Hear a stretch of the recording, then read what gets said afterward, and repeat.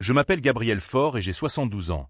Un âge où l'on devrait contempler le crépuscule de sa vie avec sérénité, entouré de ceux qu'on aime, mais le destin en a décidé autrement.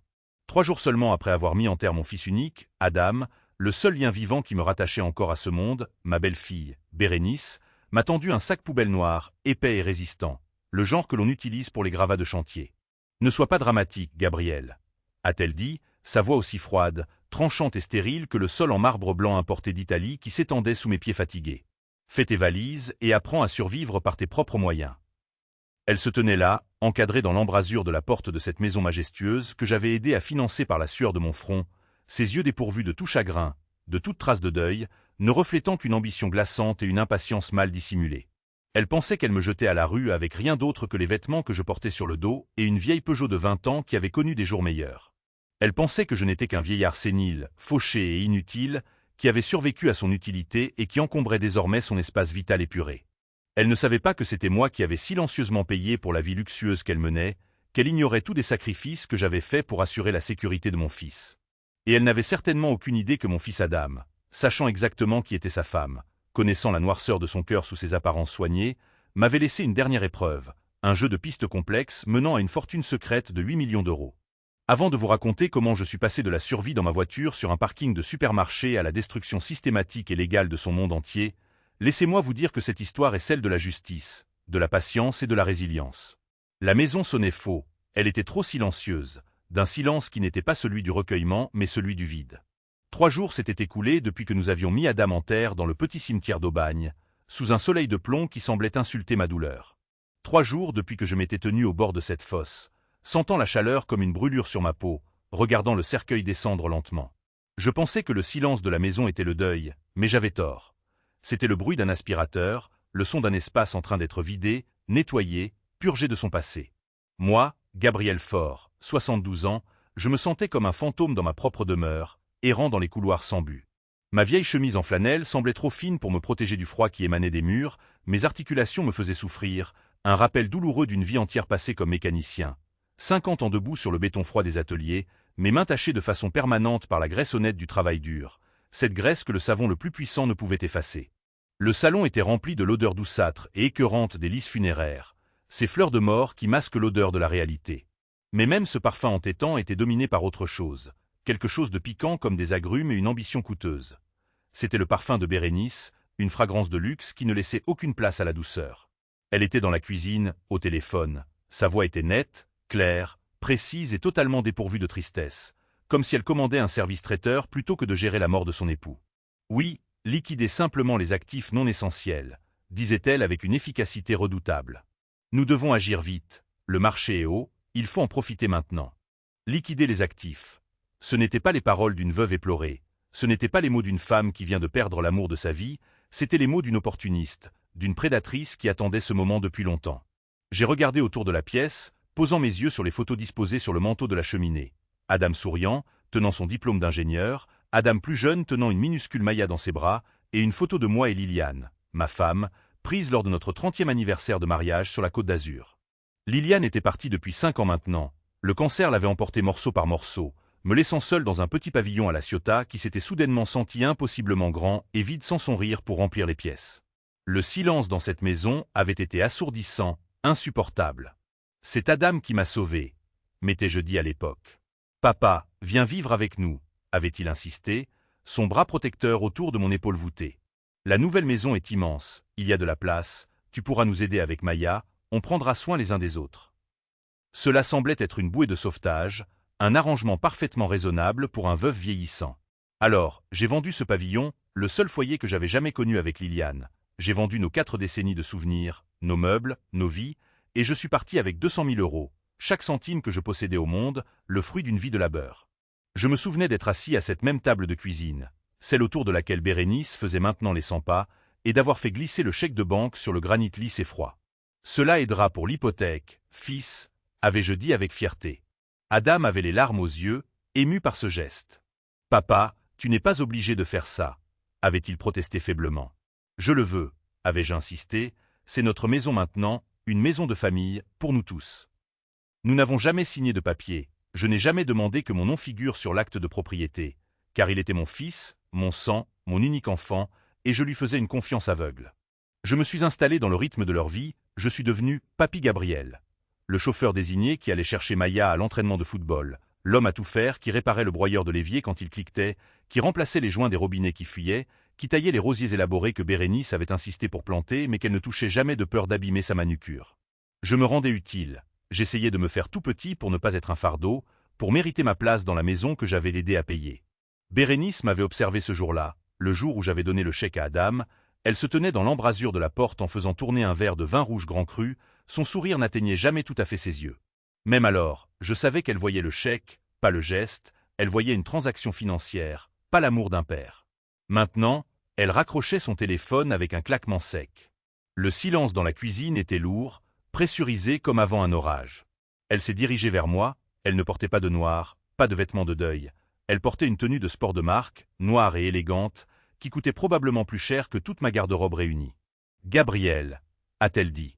Elle ne m'avait pas appelé papa depuis la première année, c'était toujours Gabriel, prononcé avec un léger soupir presque imperceptible, comme si dire mon nom était un effort surhumain. « Nous devons parler de ton arrangement ici. » Un arrangement. Le mot m'a frappé comme un coup physique en pleine poitrine. Pas ta vie ici, pas notre famille, mais un arrangement, comme si j'étais un meuble loué dont le bail avait expiré, comme si 40 ans en tant que père d'Adam et 5 ans en tant que grand-père réside de Maya n'était qu'un contrat temporaire. « Qu'est-ce que tu veux dire, Bérénice » ai-je demandé, bien qu'une terreur froide commençât déjà à se lever dans mon estomac. « Je veux dire, » dit-elle en tirant une chaise à la table mais sans s'asseoir, dominant la conversation de toute sa hauteur, que ton arrangement ici n'est plus viable. Je l'ai suivi du regard dans la cuisine, cette vaste cuisine stérile avec ses appareils en acier inoxydable et son îlot central en marbre froid qui ressemblait à une table d'opération. Elle ne m'a pas offert de siège, elle a simplement placé un dossier épais sur le comptoir. « Je mets la maison en vente », annonça-t-elle juste comme ça, comme si elle me parlait de la météo. « Je la vends. » Mon esprit n'arrivait pas à suivre, c'était trop brutal. « Vendre ? Mais Bérénice, c'est ma maison, c'est la maison d'Adam. » « Adam est mort, » claqua-t-elle, sa patience volatilisée. « Et j'ai besoin d'un nouveau départ, moi et Maya. Cet endroit est trop grand, trop de souvenirs, trop d'entretien. »« Mais j'ai donné 200 000 € à Adam, » protestai-je, ma voix sonnant fine, prête à se briser. « Toutes les économies de ma vie pour cette maison. » Et puis Bérénice a ri. Ce n'était pas un rire de joie, c'était un aboiement sec et bref, totalement dépourvu d'humour, le son le plus brutal que j'ai jamais entendu. 200 000. Elle se moqua, enlevant une particule de poussière imaginaire de son legging noir impeccable. « Gabriel, as-tu la moindre idée de ce que coûtent les nouveaux plans de travail de la cuisine ou l'aménagement paysager? Cet argent a disparu en 6 mois, volatilisé. » Elle tapota le dossier avec son ongle. J'ai fait vérifier par mon avocat. Ton nom n'est pas sur l'acte de propriété, il n'est pas sur l'hypothèque. Adam était le seul propriétaire, ce qui signifie qu'en tant qu'épouse survivante, je suis la seule propriétaire légale. Elle étira le mot, le savourant comme un bon vin. Tu es un occupant à titre gracieux, un invité, et je te demande de partir. La pièce a tangué, j'ai attrapé le bord du comptoir pour ne pas tomber. Mon compte en banque, balbutiai-je, essayant de trouver un morceau de bois flotté dans ce naufrage. Le compte joint que j'avais avec Adam. Je l'ai, évidemment, dit-elle comme si elle parlait à un enfant lent d'esprit. En tant qu'épouse survivante, tous les biens de la communauté me reviennent par défaut. C'est comme ça que fonctionne la loi française. Gabriel, tu devrais vraiment t'informer. Mes économies personnelles, chuchotai-je, les mots à peine audibles, mon compte retraite. Adam a dit qu'il m'aiderait à le gérer. Le sourire de Bérénice s'est transformé en un rictus prédateur. Ah oui, ce compte. Celui auquel tu m'as donné accès le mois dernier? Je me souvenais, j'avais été au lit avec une grippe terrible, la pire que j'ai eue depuis des années, incapable de me lever. Je ne pouvais pas aller à la banque. Elle avait été si serviable, si douce. Ne t'inquiète pas, Gabriel, donne-moi juste tes identifiants, je paierai tes factures pour toi, avait-elle dit en m'apportant une tasse de thé. Il est vide, annonça-t-elle. Vide. J'en ai eu besoin pour les frais funéraires, dit-elle, sa voix dégoulinant d'une fausse sympathie qui me donna la nausée. Les funérailles d'Adam étaient élaborées, il méritait ce qu'il y a de mieux, ne penses-tu pas? Je me souvenais du cercueil en acajou massif, j'avais plaidé pour du pain simple, comme il l'aurait voulu. Il voulait la simplicité, Bérénice. Il mérite le meilleur, avait-elle insisté, ses yeux lançant des éclairs. Maintenant je savais qu'elle n'honorait pas mon fils, elle liquidait ma vie, Elle s'enrichissait sur sa mort. J'ai regardé cette étrangère qui avait partagé le lit de mon fils. Je n'ai rien, dis-je, la réalisation étant un poids physique écrasant ma poitrine. J'ai 72 ans, où vais-je aller? Bérénice laissa échapper un soupir exaspéré, comme si l'effondrement total de ma vie était un inconvénient personnel pour son emploi du temps. Elle marcha vers le cellier, sortit un grand sac poubelle noir très résistant et le jeta sur le sol en marbre. Le plastique fit un bruit sec et laid dans la pièce calme. « Honnêtement, Gabriel, ce n'est pas mon problème, » dit-elle. « Ne sois pas dramatique. Fais tes valises et apprends à survivre. » Mon esprit a flashé sur ma petite fille. Maya? Et Maya? Les yeux de Bérénice se durcirent, devenant deux pierres noires. Maya ira très bien, elle est résiliente, elle sera mieux sans avoir à s'inquiéter de tout ça, de toi. Elle fit un geste dédaigneux de la main vers moi, vers mon existence entière. Elle marcha vers la porte d'entrée et l'ouvrit, laissant l'air froid de l'après-midi s'engouffrer, me glaçant jusqu'aux os. « Tu as 1 heure, » dit-elle. « Je vais à mon cours de yoga, j'attends que les clés soient sur le comptoir et que tu sois parti quand je reviendrai. » Elle ne s'est pas retournée. La porte s'est refermée avec un clic, le pêne dormant glissant en place avec un bruit métallique définitif. Je suis resté seul dans la cuisine, cette cuisine où j'avais préparé le petit déjeuner ce matin même. J'ai regardé le sac poubelle. 1 heure. J'avais 72 ans, j'avais 400 € dans mon portefeuille et une vieille Peugeot garée dans la rue. J'étais sans abri. J'ai conduit jusqu'à ce que les lampadaires deviennent des traînées aqueuses à travers mes larmes, je ne savais pas où aller. Où va un homme de 72 ans quand il a été effacé de la surface de la terre? Mon premier instinct fut de conduire vers un commissariat de police. Mais pour dire quoi? Que ma belle-fille était cruelle. Qu'elle avait pris de l'argent que j'avais librement donné? Il me regarderait avec pitié, un vieil homme confus, et me dirait que c'était une affaire civile. Bérénice avait raison. Légalement, je n'avais aucune prise. J'étais un invité dont l'accueil avait expiré.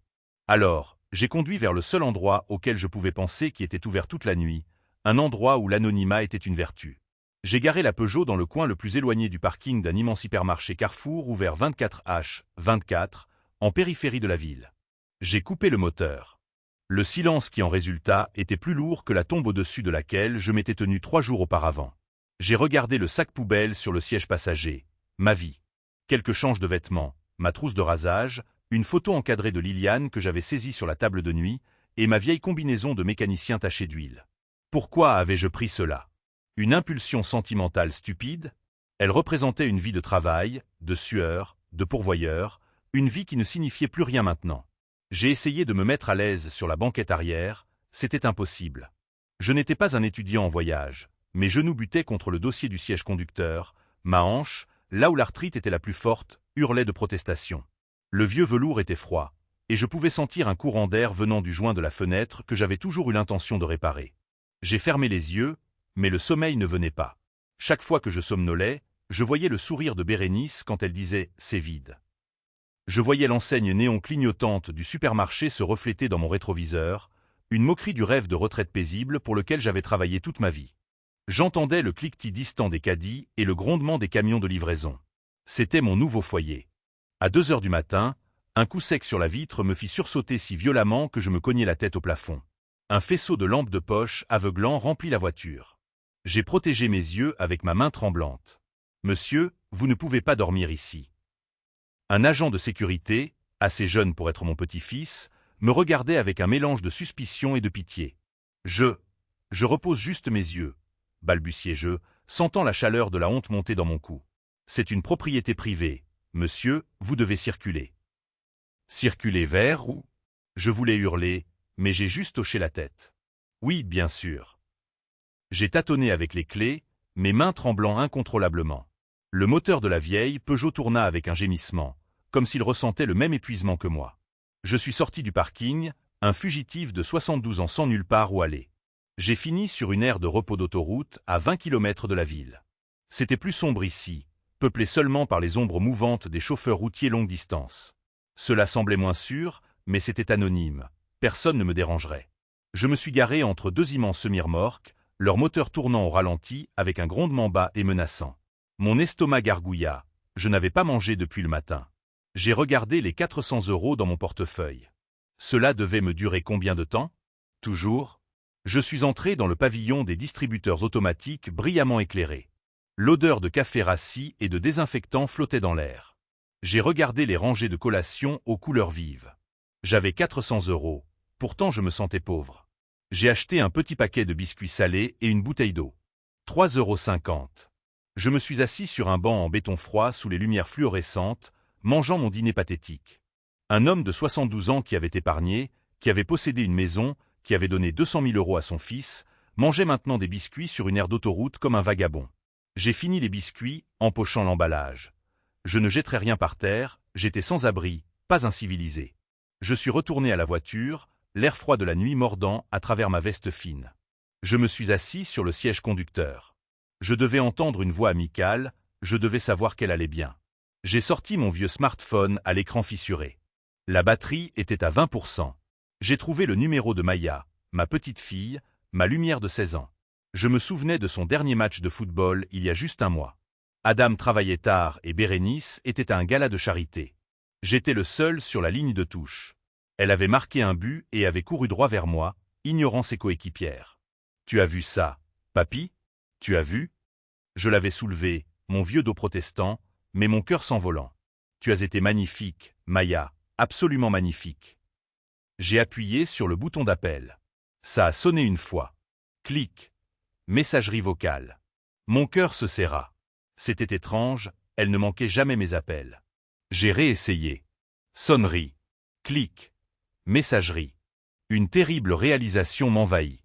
J'ai essayé une fois de plus, mon pouce tremblant. Clic. Bloqué. Bérénice ne m'avait pas juste mis dehors. Elle n'avait pas juste volé mon argent. Elle m'avait coupé de tout, elle m'avait effacé, elle avait pris ma petite fille. C'est à ce moment-là que j'ai finalement craqué. Je me suis effondré sur le volant de cette vieille Peugeot dans l'obscurité anonyme du parking et j'ai pleuré. J'ai pleuré pour mon fils, pour ma femme et pour la petite fille que je ne verrai plus jamais. J'ai pleuré jusqu'à ce que ma gorge soit à vif et mes yeux secs. J'ai pleuré pour le fou que j'avais été. J'ai dû m'endormir d'épuisement pur. Quand je me suis réveillé, le soleil traversait le pare-brise et mon dos était un bloc solide de douleur. J'étais toujours sur l'air de repos. J'étais toujours sans abri. J'ai passé les jours suivants dans un brouillard de désespoir. Je conduisais sans but, me garant dans des zones industrielles pendant la journée, changeant de relais routier la nuit. Je faisais durer les 400 € aussi longtemps que je le pouvais. J'achetais du café bon marché de station-service, plus de biscuits et du beurre de cacahuète. J'utilisais les toilettes des stations-service pour me raser et me laver le visage, évitant l'homme dans le miroir. Il avait l'air hanté, ses yeux étaient cernés de rouge, sa barbe grise hirsute. Il ressemblait à l'homme à qui je donnais ma petite monnaie autrefois. Le 4e jour, je me suis assis dans la voiture, fixant simplement le volant. Cette voiture, cette Peugeot, était la seule chose qui me restait. Ce n'était pas juste une voiture, c'était un souvenir. Je l'avais achetée pour 500 €, un tas de rouille et de potentiel. Adam avait 16 ans. Il voulait une voiture, mais je lui avais dit qu'il devait la gagner, pas avec de l'argent, mais avec de la sueur. « On va réparer ça, fils », avais-je dit en la remorquant dans notre vieux garage, et elle sera à toi. Il avait grommelé, bien sûr. Ses amis recevaient des voitures neuves pour leurs anniversaires, mais je l'avais fait travailler. Je lui ai appris à utiliser une clé à cliquet, à régler l'écartement d'une bougie, à faire la vidange. Je me souviens de l'odeur de graisse et de métal, du son du vieux rock à la radio. Je me souviens de la frustration sur son visage quand le moteur refusait de tourner. « C'est inutile, papa », avait-il crié en jetant une clé à travers le garage. Je l'avais ramassée. « Rien n'est inutile si tu es prêt à travailler dessus, Adam. » Maintenant, vérifions la courroie de distribution. Quand elle a finalement démarré 3 mois plus tard, le rugissement de ce moteur était le son le plus doux que j'ai jamais entendu. Le visage d'Adam rayonnait, il l'avait fait, il avait construit quelque chose. « Je l'ai fait, papa », avait-il dit, ses mains couvertes de graisse tout comme les miennes. « Non, fils », avais-je dit en mettant mon bras autour de son épaule. « Nous l'avons fait. » J'ai passé ma main sur le tableau de bord. Je pouvais encore voir la petite fissure capillaire dans le vinyle où Adam avait laissé tomber cette même clé. Il avait été horrifié. « Maman va nous tuer », avait-il chuchoté. J'avais ri. « Ne t'inquiète pas, fils. Ça lui donne du caractère. » J'avais appris à mon fils à construire, à créer, à valoriser le travail acharné. Et il avait épousé une femme qui ne savait que prendre, que démanteler, que détruire. L'ironie était si amère qu'elle m'étouffait. Les jours devinrent flous. Nuit 9, nuit 12, j'ai perdu le compte. Les 400 € ont diminué. 50 €. 20. Puis 5. J'ai dépensé mes derniers 5 € en essence, juste assez pour me sortir de l'autoroute principale. 2 semaines après que Bérénice m'eut jeté dehors, j'étais échoué. Je m'étais garé sur un chemin de terre surplombant la Méditerranée, quelque part le long de la côte sauvage. La vue était magnifique, la mer s'étendait infinie et grise sous le ciel nuageux. Mais je ne ressentais rien. Le voyant d'essence était allumé depuis 30 kilomètres. Le moteur, le même moteur qu'Adam et moi avions reconstruit, toussa, crachota, puis mourut. Silence. J'ai essayé le contact. Clic, clic, clic. Rien. C'était fini. La voiture était morte. Mon téléphone était à 3% de batterie. Mon portefeuille était vide. J'avais 72 ans, j'étais affamé, faible et bloqué. Mon dos me donnait l'impression d'être en feu. J'ai appuyé ma tête contre le siège. Bérénice avait gagné. Elle avait voulu que j'apprenne à survivre, et j'avais échoué. J'allais mourir ici dans cette voiture. Surplombant l'océan. J'ai fermé les yeux. J'ai pensé à Liliane. « J'arrive, ma chérie », ai-je chuchoté. « Je suis si fatigué. » Alors que je dérivais dans une brume froide et épuisée, j'ai senti une faible vibration dans ma poche. Mon téléphone. J'ai tâtonné pour le saisir avec des doigts engourdis. L'écran s'est allumé, m'aveuglant. 1% de batterie. Un numéro inconnu. C'était probablement un appel de démarchage, une insulte finale de l'univers. J'ai failli l'ignorer. Mon pouce a plané au-dessus du bouton rouge de refus. Mais une dernière étincelle mourante de défi, la même étincelle qui avait reconstruit ce moteur, m'a fait appuyer sur l'icône verte à la place. J'ai mis le téléphone à mon oreille. Allô. Ma voix était un croassement sec et brut. Une voix a répondu, nette, professionnelle et pleine de vie. Monsieur Faure? Monsieur Gabriel Faure? Oui, chuchotai-je. Dieu merci. Je m'appelle Maître Henri Delacroix. Je suis l'avocat personnel de votre fils, Adam. J'essaie de vous joindre depuis 2 semaines. Mon téléphone était mort à l'instant même, l'écran noir, sans vie. J'étais déconnecté de tout. Mais la voix avait été réelle. Monsieur Faure, êtes-vous là? Je suis Henri Delacroix. Je trace le GPS de votre téléphone. Ne bougez pas. Une voiture vient vous chercher. GPS? Comment? Mon esprit embrumé par la faim et le froid ne pouvait pas le traiter. La voix à l'autre bout semblait avoir anticipé ma confusion avant que la coupure ne survienne. Adam s'inquiétait, Monsieur Faure. Il a mis un localisateur sur votre téléphone il y a 6 mois. Il a dit, juste au cas où. Une berline noire s'est arrêtée sur le chemin de terre à peine 5 minutes plus tard. Un homme en costume simple est sorti. Il ne ressemblait pas à une menace, il ressemblait à un professionnel. Il a ouvert la porte arrière pour moi. Mes mains tremblaient alors que je lâchais la poignée de porte de la Peugeot, ma vieille amie loyale. J'ai ressenti une pointe de culpabilité en la laissant là, morte sur le bord de la route. Et ma voiture? Ai-je croassé. Nous nous en occuperons, monsieur, a dit le chauffeur, Arthur. Sa voix était profonde et respectueuse. Je me suis glissé à l'arrière de la berline. Le cuir était chaud, l'intérieur sentait légèrement le propre. C'était immaculé. J'étais soudainement intensément conscient de ma propre condition. L'odeur aigre des vêtements non lavés, la crasse sous mes ongles, les 2 semaines de désespoir accrochées à moi. J'ai ressenti une vague de honte profonde. Moi, Gabriel Faure, j'étais devenu un clochard. Je me suis enfoncé dans le siège, espérant que l'obscurité me cacherait. Nous avons conduit en silence pendant 30 minutes. Nous ne sommes pas allés en ville. Nous sommes allés dans un simple restaurant de bord de route ouvert 24h/24, le genre avec des banquettes en vinyle et du café qui infuse depuis des heures. C'était anonyme, sûr. Arthur m'a conduit à l'intérieur. Dans une banquette au fond, un homme attendait. Il semblait avoir la soixantaine, avec un costume gris impeccable qui contrastait avec l'environnement modeste. Il avait des yeux intelligents et bienveillants derrière des lunettes à monture métallique, mais il y avait une fermeté sans appel dans sa mâchoire. Il s'est levé à mon approche. Il avait déjà commandé 2 cafés. « Monsieur Faure », dit-il en tendant la main. « Henri Delacroix, merci d'être venu. Asseyez-vous, je vous en prie. » Je me suis glissé dans la banquette, ma vieille veste raclant contre le vinyle. J'étais hyper conscient de l'air que je devais avoir pour cet homme impeccable. Je ne... Delacroix leva une main, faisant taire mes excuses. Vous n'avez pas besoin d'expliquer votre apparence, monsieur Faure.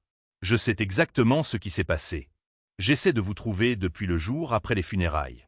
Bérénice m'a dit que vous étiez parti en voyage pour faire votre deuil indéfiniment. Je savais que c'était un mensonge. Il poussa l'une des tasses de café vers moi. S'il vous plaît, vous avez l'air d'en avoir besoin. J'ai enveloppé mes mains tremblantes autour de la céramique chaude. Qui êtes-vous vraiment? Demandai-je, ma voix à peine un murmure. Adam et Bérénice utilisaient un grand cabinet en centre-ville, j'ai rencontré leurs avocats. Ils géraient tout. Ils le faisaient, dit Delacroix en hochant la tête. Pour la maison, pour leurs comptes joints, pour tout ce qui était public. Adam m'a engagé il y a 6 mois. Secrètement, en dehors des livres. C'était le premier choc. Un avocat secret. Pourquoi? Delacroix prit une gorgée de son café, ses yeux ne quittant jamais les miens. Parce qu'Adam a reçu un diagnostic il y a 6 mois. Mon cœur, que je pensais à court de façon de se briser, se fractura de nouveau. Un diagnostic? De quoi parlez-vous? C'était un accident de voiture. L'accident a été causé par son cœur qui a lâché alors qu'il était au volant. Gabriel, il avait une cardiomyopathie sévère. Les médecins lui donnaient 1 an, peut-être 2. Il ne voulait pas que quiconque le sache. Il ne m'a jamais dit, chuchotai-je, la trahison piquant mes yeux. Il ne pouvait pas, dit doucement Delacroix. Il ne pouvait surtout pas le dire à Bérénice. Il savait ce qu'elle était. Il savait de quoi elle était capable. Il savait qu'elle attendait juste. Il a passé les 6 derniers mois de sa vie non pas à essayer de se sauver, mais à essayer de vous protéger. La tasse de café tremblait dans mes mains. Me protéger? Il l'a laissé faire. Elle a tout pris. Les 200 000 € que je lui ai donnés pour cette maison, mon contre-traite. Elle a dit que tout était vide. Elle a pris ce qu'Adam l'a laissé voir, dit Delacroix, sa voix se durcissant. Elle a mordu à l'hameçon. Adam avait besoin qu'elle croie que vous étiez tous les deux financièrement dépendants d'elle. Il avait besoin qu'elle pense que vos économies étaient tout ce qu'il y avait. Il avait besoin qu'elle devienne avide et s'expose. J'étais perdu. Je ne comprends pas, Gabriel. Delacroix se pencha en avant. Que faisait Adam dans la vie? Il était programmeur, dis-je.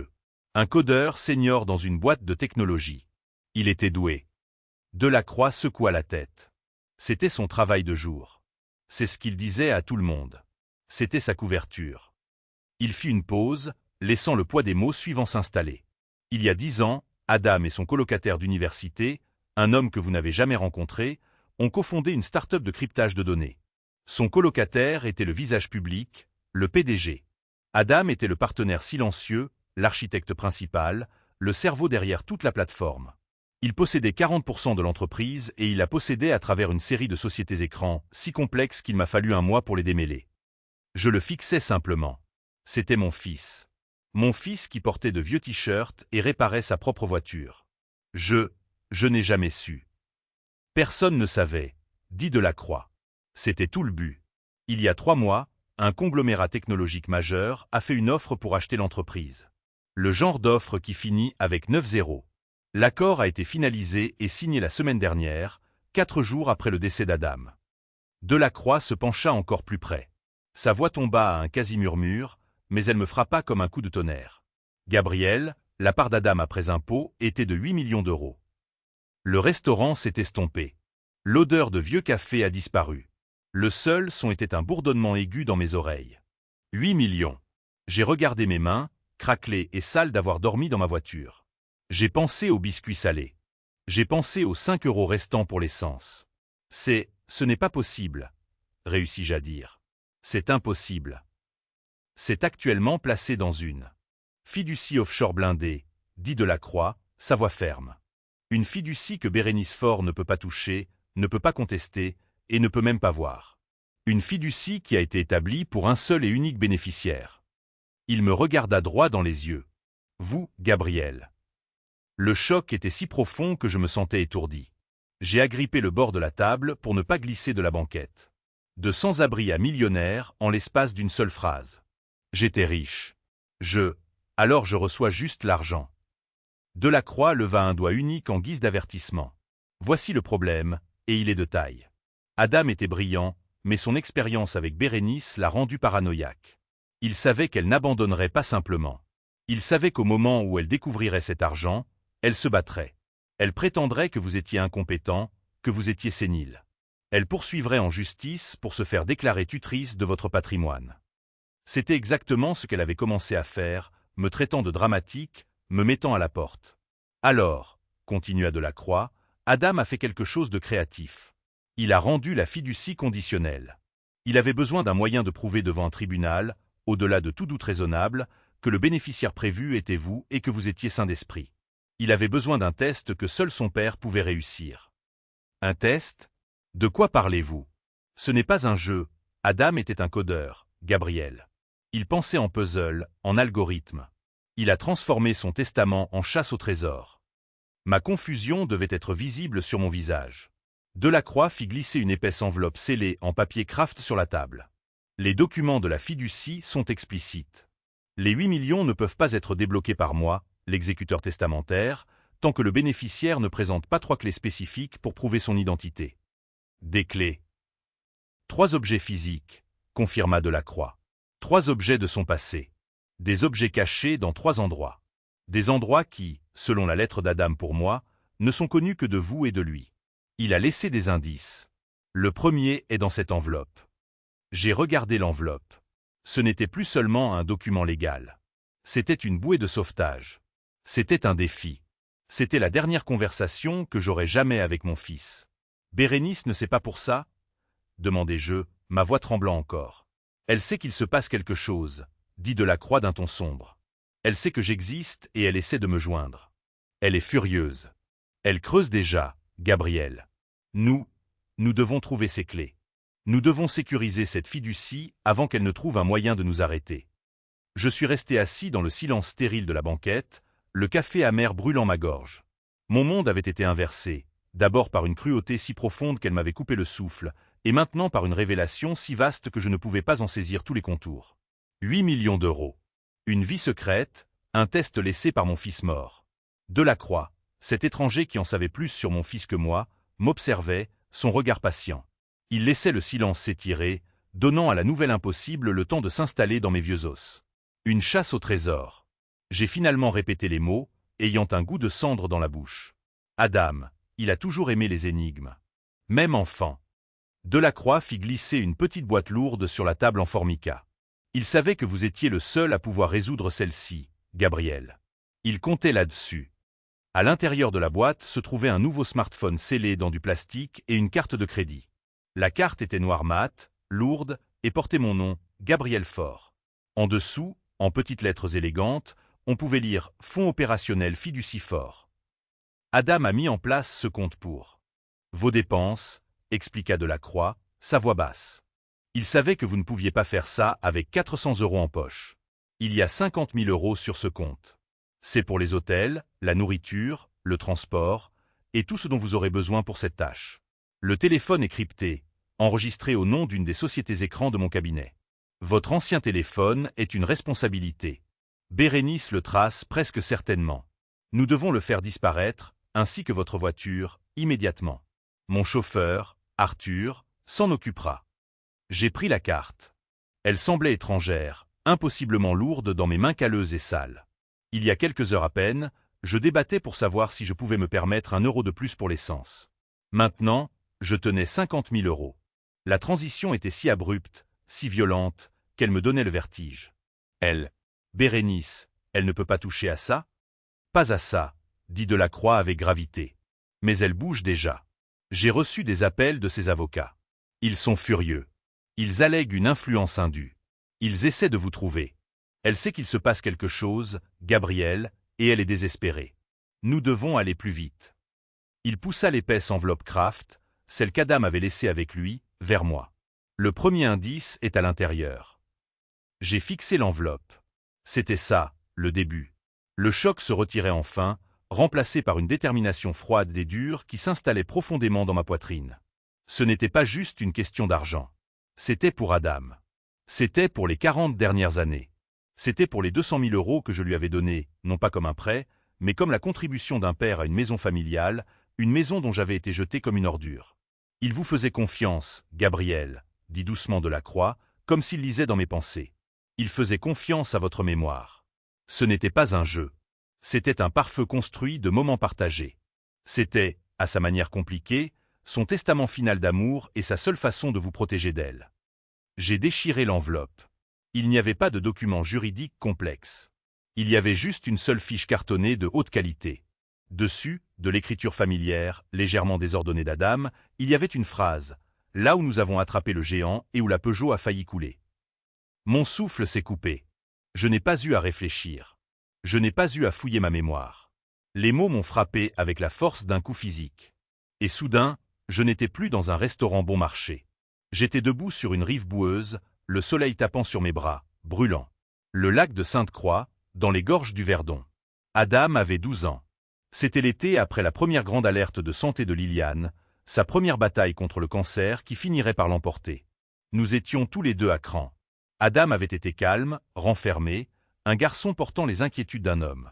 J'étais désespéré de le voir sourire, de briser la peur qui s'était installée sur notre petite maison. « On va à la pêche », avais-je annoncé un samedi matin, ma voix artificiellement joyeuse. « La pêche c'est nul », avait-il marmonné, les yeux rivés sur la console de jeu dans ses mains. « Pas aujourd'hui », avais-je dit en attrapant ses baskets. « Aujourd'hui, on va attraper le géant. » Le géant était une légende locale, un silure monstrueux qui soi-disant rôdait dans les eaux profondes et troubles près du barrage. C'était le poisson dont tous les pêcheurs locaux parlaient, mais que personne n'avait jamais sorti. Un mythe. Nous nous sommes assis sur cette rive cuite par le soleil toute la journée. Nous n'avons rien attrapé, pas une seule touche. Le soleil baissait, et la frustration d'Adam était palpable. « C'est stupide, papa. Il n'existe pas Rentron. »« Patience, fils, avais-je dit en lançant ma ligne une dernière fois. Tu ne peux pas forcer les choses. Tu dois juste être prêt quand elles arrivent. » Et puis c'est arrivé. La ligne n'a pas juste tiré. Elle a hurlé alors qu'elle se déroulait du moulinet. La canne s'est pliée en un arc agonisant. Elle a failli m'arracher les bras des orbites. Adam, attrape l'épuisette. Ai-je hurlé. Ça nous a pris 45 minutes. C'était une bataille primitive, chaotique. Moi moulinant jusqu'à ce que mes bras soient engelés, Adam calant la canne contre sa petite poitrine, ses jointures blanches, ses pieds glissant dans la boue. Il luttait contre une force qu'il ne pouvait pas voir, mais il ne lâchait pas. Quand nous l'avons finalement hissé sur la rive, c'était une bête préhistorique laide et magnifique. Un silure presque aussi grand que lui, 40 kilos facilement. Il gisait là, haletant, ses moustaches frémissant. Le géant. Nous crions, rions, nous serrions dans les bras, couverts de boue et de mucus de poisson. Nous étions victorieux. Nous étions des rois. Dans notre triomphe, nous n'avions pas remarqué le danger. J'avais garé la Peugeot, notre vieille voiture lourde et belle, trop près du bord de l'eau. Le sol, trempé par notre lutte frénétique avec le poisson, s'était transformé en une boue épaisse et avide. Je l'ai vu en premier. La voiture glissait. Ce n'était pas rapide. C'était une inclinaison lente, écœurante. Les roues arrière s'enfonçaient dans la vase. Adam, la voiture. Ai-je hurlé.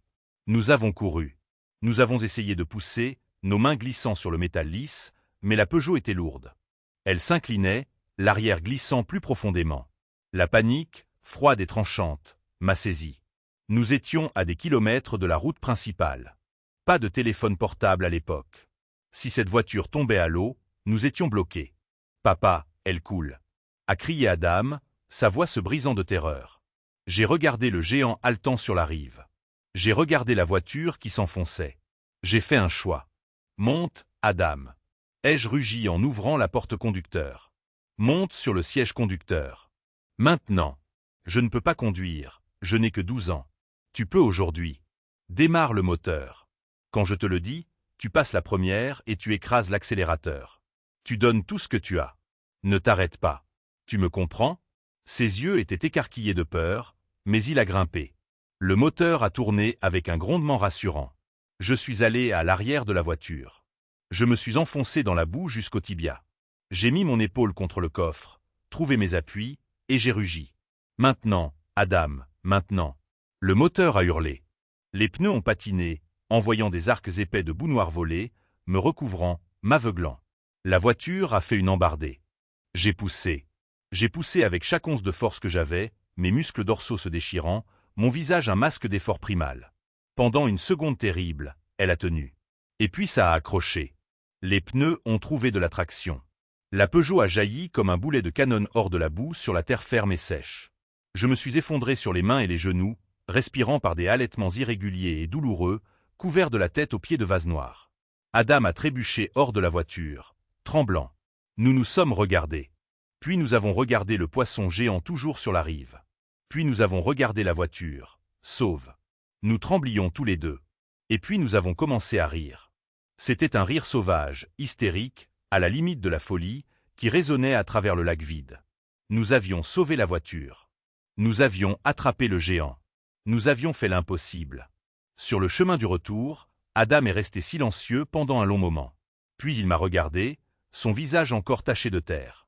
Ça, a-t-il dit, sa voix pleine de crainte révérencieuse, c'était le meilleur jour de ma vie, papa. J'ai regardé Delacroix, le restaurant revenant haut. Point. Je sais où c'est, ai-je dit. Ma voix n'était plus un murmure. Elle était ferme. Delacroix m'a conduit à une agence de location. La carte de crédit de la fiducie Fort a fonctionné sans problème. Je n'ai pas loué une berline. J'ai loué un pick-up, un Ford rangé robuste. J'avais besoin de sentir le grondement solide d'un moteur de camion. J'avais besoin de me sentir comme l'homme que j'étais autrefois, l'homme qui pouvait pousser une Peugeot hors de la boue. Le trajet jusqu'au lac de Sainte-Croix a pris 2 heures. Je conduisais avec les fenêtres baissées, l'air sec de la Provence fouettant mon visage. Je me sentais éveillé. Je sentais un but que je n'avais pas ressenti depuis 5 ans. Je n'étais pas en deuil. Je n'étais pas une victime. J'étais en mission. J'ai garé le camion sur le parking pavé. Le vieux chemin de terre que nous avions utilisé était enchaîné, marqué « Véhicule autorisé seulement ». Je l'ai ignoré. J'ai marché le kilomètre, ma hanche me faisant mal, mais je m'en fichais. J'ai passé les nouvelles tables de pique-nique, les familles qui jouaient, et j'ai trouvé le vieux sentier maintenant envahi par le maquis et les herbes folles. C'était exactement comme dans mes souvenirs, le même groupe de chênes verts, le même coin de rive boueuse près de l'eau. Et là, montant la garde comme une vieille sentinelle patiente, se trouvait l'arbre, celui sous lequel nous avions campé. Mon cœur martelait contre mes côtes. Et si ce n'était pas là? Et si un autre gamin, un autre pêcheur l'avait trouvé? Cela faisait 3 décennies. J'ai marché jusqu'à la base de l'arbre. Les racines étaient plus épaisses maintenant, noueuses et puissantes, perçant le sol sec. J'ai cherché l'endroit où nous avions construit notre petit foyer, et je l'ai vu. Une pierre de rivière grise et plate, légèrement différente de la terre rougeâtre autour. Je me suis agenouillé. Mes vieux genoux ont craqué en signe de protestation. J'ai coincé mes doigts calleux sous le bord. C'était lourd. J'ai tiré. Ça n'a pas bougé. Allez, Gabriel, ai-je marmonné entre mes dents serrées. Tu n'es pas encore mort. J'ai pris une profonde inspiration, calé mes pieds contre une racine, et j'ai tiré de toutes mes forces. La roche a raclé contre la terre et s'est inclinée, révélant un petit creux sombre en dessous. J'ai regardé de plus près la roche.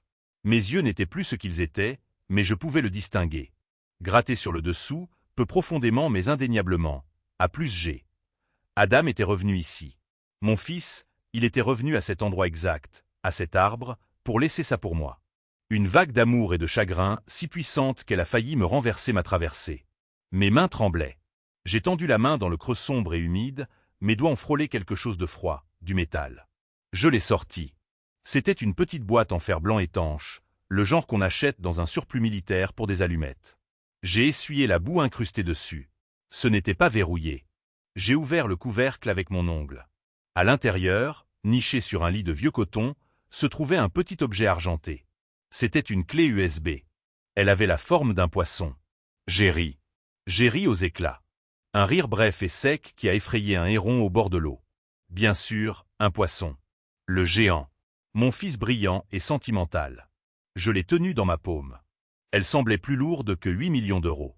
Elle ressemblait à un souvenir. C'était la première clé. Je suis retourné à l'hôtel Marriott que Delacroix avait réservé pour moi à Aix-en-Provence. Pas un palace de grand luxe, juste un endroit propre, anonyme et sûr. J'ai verrouillé le pen dormant. Je me suis assis au petit bureau et j'ai sorti le nouvel ordinateur portable crypté que Delacroix m'avait fourni. Mes mains de mécanicien se sentaient maladroites sur les touches fines et élégantes. J'ai inséré la clé en forme de poisson. Une seule icône est apparue sur l'écran. Ce n'était pas une structure de fichier. Ce n'était pas un document. C'était une simple icône de lecteur audio austère. Elle était étiquetée « Écoute-moi papa ». Je l'ai fixée. Je n'étais pas prêt. Je n'étais pas prêt à entendre sa voix à nouveau. Je n'étais pas prêt pour la nouvelle vague de chagrin. Mais ce n'était pas à propos du chagrin. C'était à propos de la justice. J'ai mis le casque que Delacroix avait fourni. J'ai pris une profonde inspiration tremblante. J'ai cliqué sur l'icône et la voix de mon fils a rempli ma tête. Claire, présente et terrifiée. Papa, si tu entends ça, ça veut dire que je suis parti. Et ça veut dire qu'elle t'a déjà mis dehors. Dieu. Papa, je suis tellement désolé. J'ai étouffé un sanglot, ma main volant à ma bouche. Sa voix. Oh, mon Dieu. Sa voix. Je n'avais pas beaucoup de temps, a continué la voix enregistrée d'Adam, pressée, tendue. Elle est intelligente, papa. Elle surveille chacun de mes mouvements. Elle surveille mes comptes. Mais je suis plus intelligent. Je dois l'être. J'ai mis en place cette fiducie pour toi, mais tu dois te dépêcher. Elle va se battre. Quand elle découvrira, elle essaiera de prouver que tu es incompétent. Elle sème déjà ses graines depuis des années, me disant que c'est toi qui perds la tête, que c'est toi qui as besoin d'aide. Cette clé est la première. Elle prouve que tu connais notre passé. Mais il y en a deux autres. Tu as besoin des trois, papa. Tu en as besoin avant qu'elle ne puisse te bloquer pour de bon. J'écoutais, mon cœur battant la chamade, suspendu à chaque mot. La deuxième clé, chuchota sa voix, est à l'endroit où la fusée a échoué. Mais où nous avons réussi. La fusée? Le garage? Bien sûr. Dépêche-toi, papa, implora sa voix, et puis elle tomba, se remplissant d'une nouvelle urgence sombre. Il y a autre chose.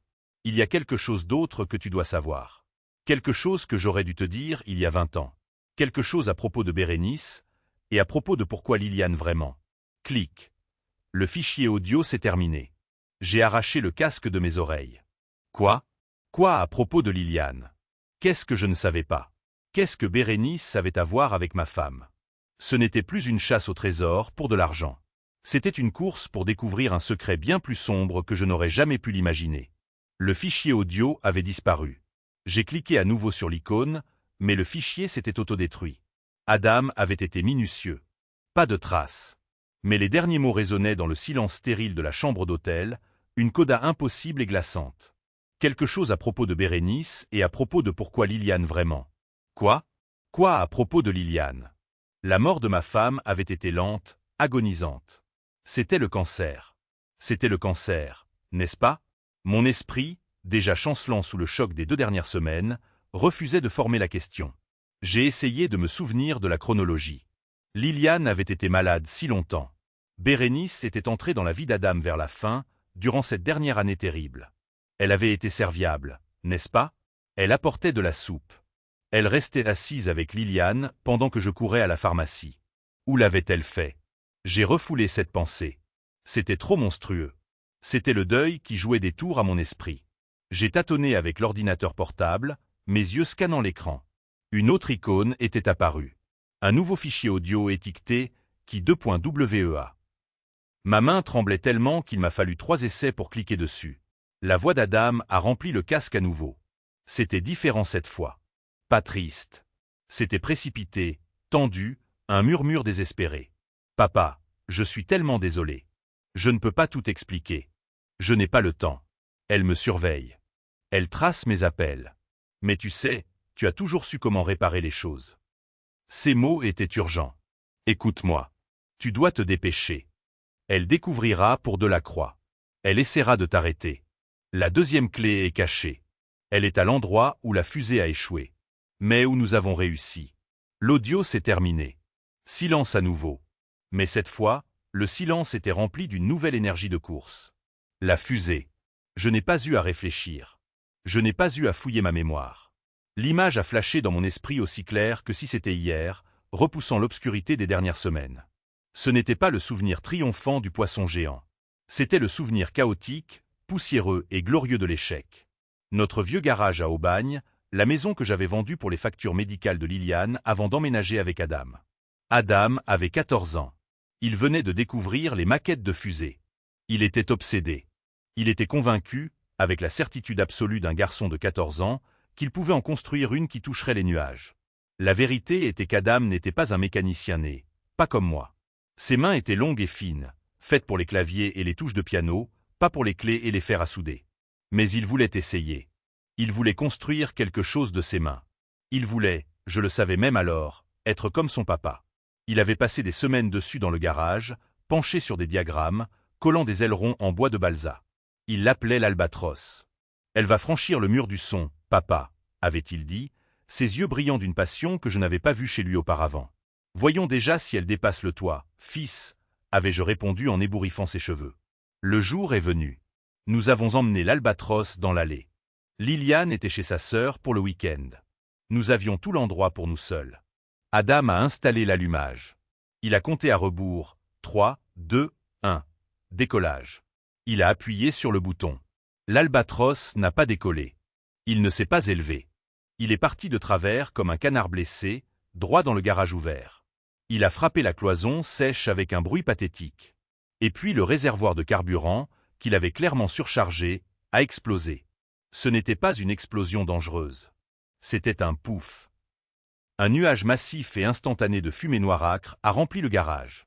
Nous avons regardé, figés. Quand la fumée s'est dissipée, nous avons vu les dégâts. Là, sur le mur entre deux montants, il y avait un cratère massif, noirci et bouillonnant dans le placo. Adam m'a regardé, le visage pâle de panique. « Liliane, maman va nous tuer, papa.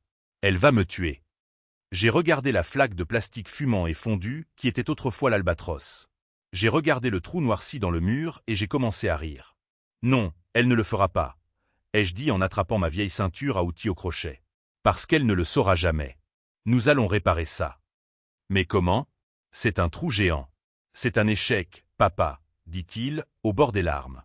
C'est un échec pour la fusée, Adam, ai-je dit en lui tendant un cutter. Mais nous allons réussir la dissimulation. Sois attentif. C'est une compétence de vie. Je lui ai tout appris. Comment mesurer et couper le placo d'équerre pour obtenir des bornettes. Comment visser la nouvelle pièce sur les montants.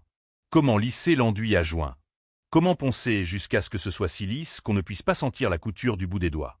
Nous avons travaillé toute la nuit. Nous étions couverts de fines poussières blanches. Nous étions épuisés et nous rions. Quand nous avons finalement repeint par-dessus avec le reste de peinture blanc cassé, c'était parfait, indiscernable du reste du mur. Nous avons échoué, papa, dit Adam en regardant la flaque de plastique fondue, tout ce qui restait de sa fusée. Nous avons échoué à la fusée, fils, ai-je dit en tapant la poussière de son épaule. Mais nous avons réussi le mur. Parfois, la réparation est plus importante que l'échec. Là où la fusée a échoué, mais où nous avons réussi. C'était le garage. Ça devait être ça. Derrière ce morceau de mur, pendant que je m'enfonçais dans un souvenir de poussière et de rire, Bérénice Faure était assise dans le bureau au mur de verre stérile de son avocat hors de prix, maître Étienne Reynaud. Elle ne riait pas, Reynaud était agacé. Il se targuait de contrôler chaque variable, et une nouvelle venait d'apparaître. « Bérénice, qu'est-ce que c'est » dit-il en tapotant son stylet sur sa tablette. « Je viens de recevoir une alerte, une notification d'une autorité bancaire offshore. Une fiducie Faure a été activée. » Le sang de Bérénice se glaça. « Une fiducie ? Quelle fiducie ? Adam et moi avions un testament conjoint. Tout était conjoint. Apparemment, pas tout, dit Reynaud en faisant défiler l'écran. Elle a été établie il y a 6 mois par un certain Henri Delacroix et elle a été activée. Plus important encore, elle a une ligne de crédit active à limite élevée. Un compte a été ouvert il y a 2 jours et il est utilisé intensivement. » Bérénice se leva, ses jointures blanches alors qu'elle agrippait le cuir de son sac à main à 1000 €. Qui l'utilise ? Reynaud fit pivoter son écran pour lui faire face. Le titulaire du compte, Gabriel Faure. La pièce sembla tourner. « C'est impossible » hurla-t-elle, le masque de la veuve déploré volant en éclats. « Il est fauché. Il est sans abri. Je l'ai mis dehors moi-même. Il avait 400 € et une voiture qui roule à peine. » « Eh bien, ce vieil homme fauché, dit Reynaud, sa voix dégoulinant de sarcasme, vient de louer un Ford rangé tout neuf. Il est actuellement enregistré dans une suite au Marriott du centre-ville. Il vient aussi d'acheter un ordinateur portable crypté à 1 400 € et un nouveau téléphone satellite. Il n'est pas fauché, Bérénice. Il a de l'argent. L'argent d'Adam. Il est incompétent, cria-t-elle, le son animal. Il est sénile. Adam m'a dit lui-même qu'il s'inquiétait pour l'esprit de son père. Il est manipulé. Reynaud se pencha en arrière dans sa chaise, tapotant ses doigts ensemble. S'il est incompétent, nous devons le prouver. S'il est manipulé, nous devons découvrir par qui. Ce Delacroix, il est bon. Il a bien caché la fiducie. Je ne peux pas voir le montant total, mais la ligne de crédit est substantielle. L'esprit de Bérénice s'emballait, les pièces s'assemblant en une image terrifiante. Le vieil homme, il avait de l'argent. Adam lui avait caché de l'argent. Il l'avait trahi et il l'avait donné à lui. L'humiliation était suffocante. « Trouvez-le » ordonna-t-elle à Renaud, sa voix un grognement bas. « Trouvez ce vieux parasite et découvrez où il va. » J'ai appelé Delacroix depuis le nouveau camion. Le grondement du moteur faisait du bien, solide, réel. « C'est le vieux garage à Aubagne, » dis-je, ma voix ferme. « La maison où nous vivions avant Liliane, avant que nous la vendions. Je vous retrouve là-bas. »« Nous devons être prudents, Gabriel, » dit Delacroix, son ton purement professionnel. « Bérénice bouge déjà. Elle est au courant qu'une fiducie existe. Elle essaie de tracer vos dépenses. Elle sait que vous avez des ressources. Ce n'est plus juste une recherche. C'est une course. » Nous nous sommes garés devant la vieille maison. Mon cœur me faisait mal. Elle était peinte d'un gris stérile à la mode. Le magnifique chêne que j'avais nourri dans la cour avant avait été coupé, remplacé par des plantes grasses stériles et tendances. Un jeune couple, probablement à la fin de la vingtaine, est venu à la porte. Un porte-bébé était visible dans le couloir derrière eux. « Je peux vous aider » demanda le jeune homme. Il portait un t-shirt avec une citation ironique que je ne comprenais pas. Delacroix s'avança, fluide et désarmant. « Cela va sembler étrange, » dit-il en sortant sa carte. « Je m'appelle Henri. Delacroix. Voici monsieur Gabriel Faure. Il était propriétaire de cette maison autrefois. Nous pensons qu'il a laissé quelque chose de grande valeur sentimentale, un souvenir de son défunt fils à l'intérieur du garage. Nous serions prêts à payer pour le dérangement de le récupérer. » La jeune femme qui était venue à la porte me regarda.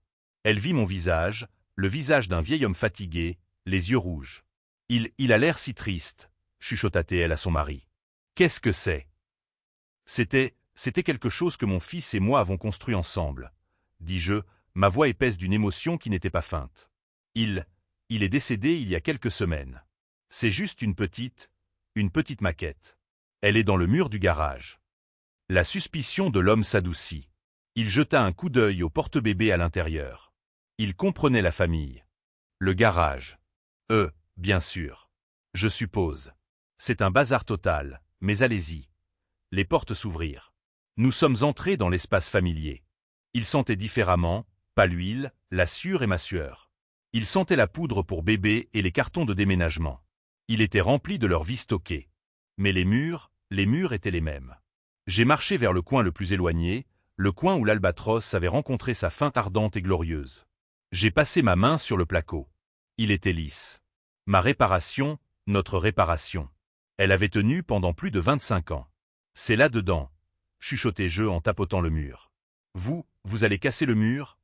Demanda le jeune propriétaire, soudainement alarmé. Pas du tout, dit Delacroix.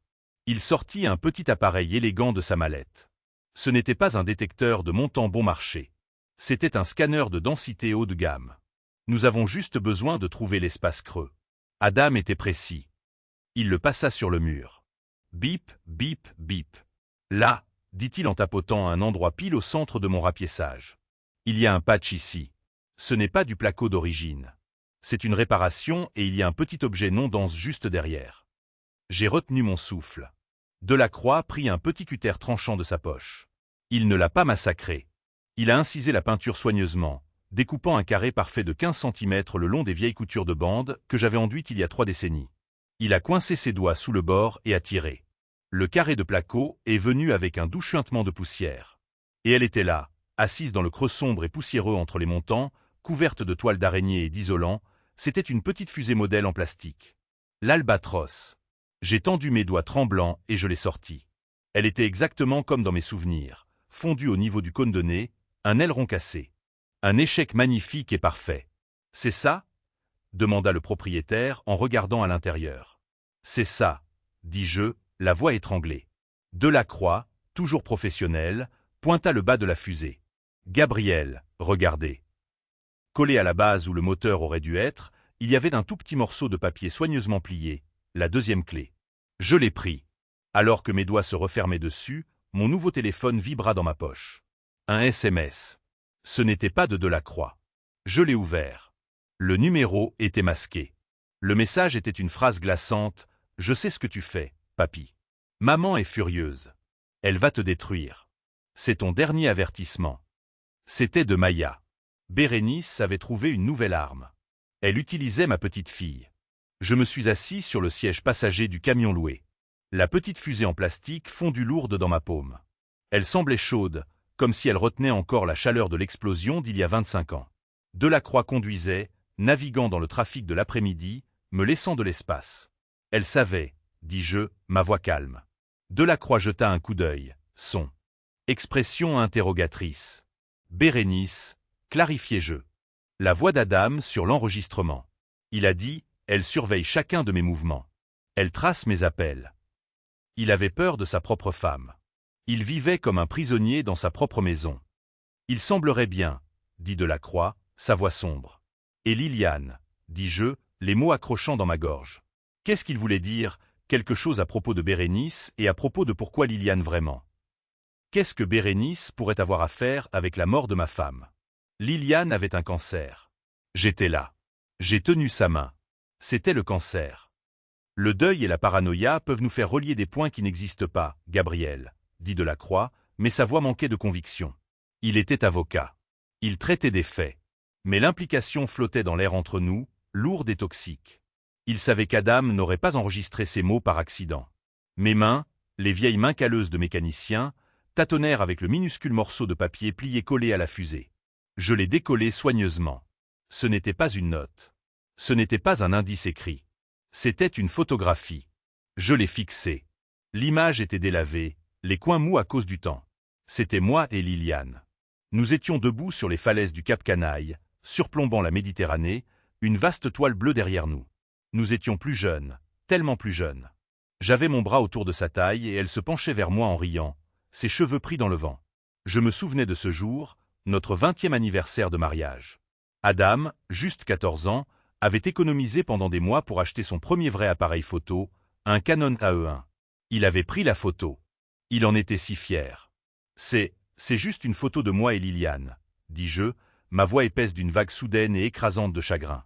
Le souvenir était si propre, si pur, d'une époque avant Bérénice, avant la maladie, avant la faim. Delacroix gara le camion sur un parking calme. Il mit le frein à main. Adam était un codeur, Gabriel. Il ne faisait rien par hasard. Regardez de plus près. Il était méticuleux. J'ai retourné la petite photo dans mes mains tremblantes. Là, au dos, dans l'écriture minuscule et précise d'Adam, il y avait une série de chiffres. Pas un message, pas un souvenir. 43.2964 N, 5.3698 E. C'est une coordonnée, dit Delacroix, sa voix tranchante de reconnaissance. Je l'ai fixée. Je ne sais pas ce que ça veut dire. Je ne connais pas cet endroit. Ce n'est pas un souvenir, Gabriel, dit Delacroix, tapant déjà les chiffres dans la carte de navigation de son nouveau téléphone.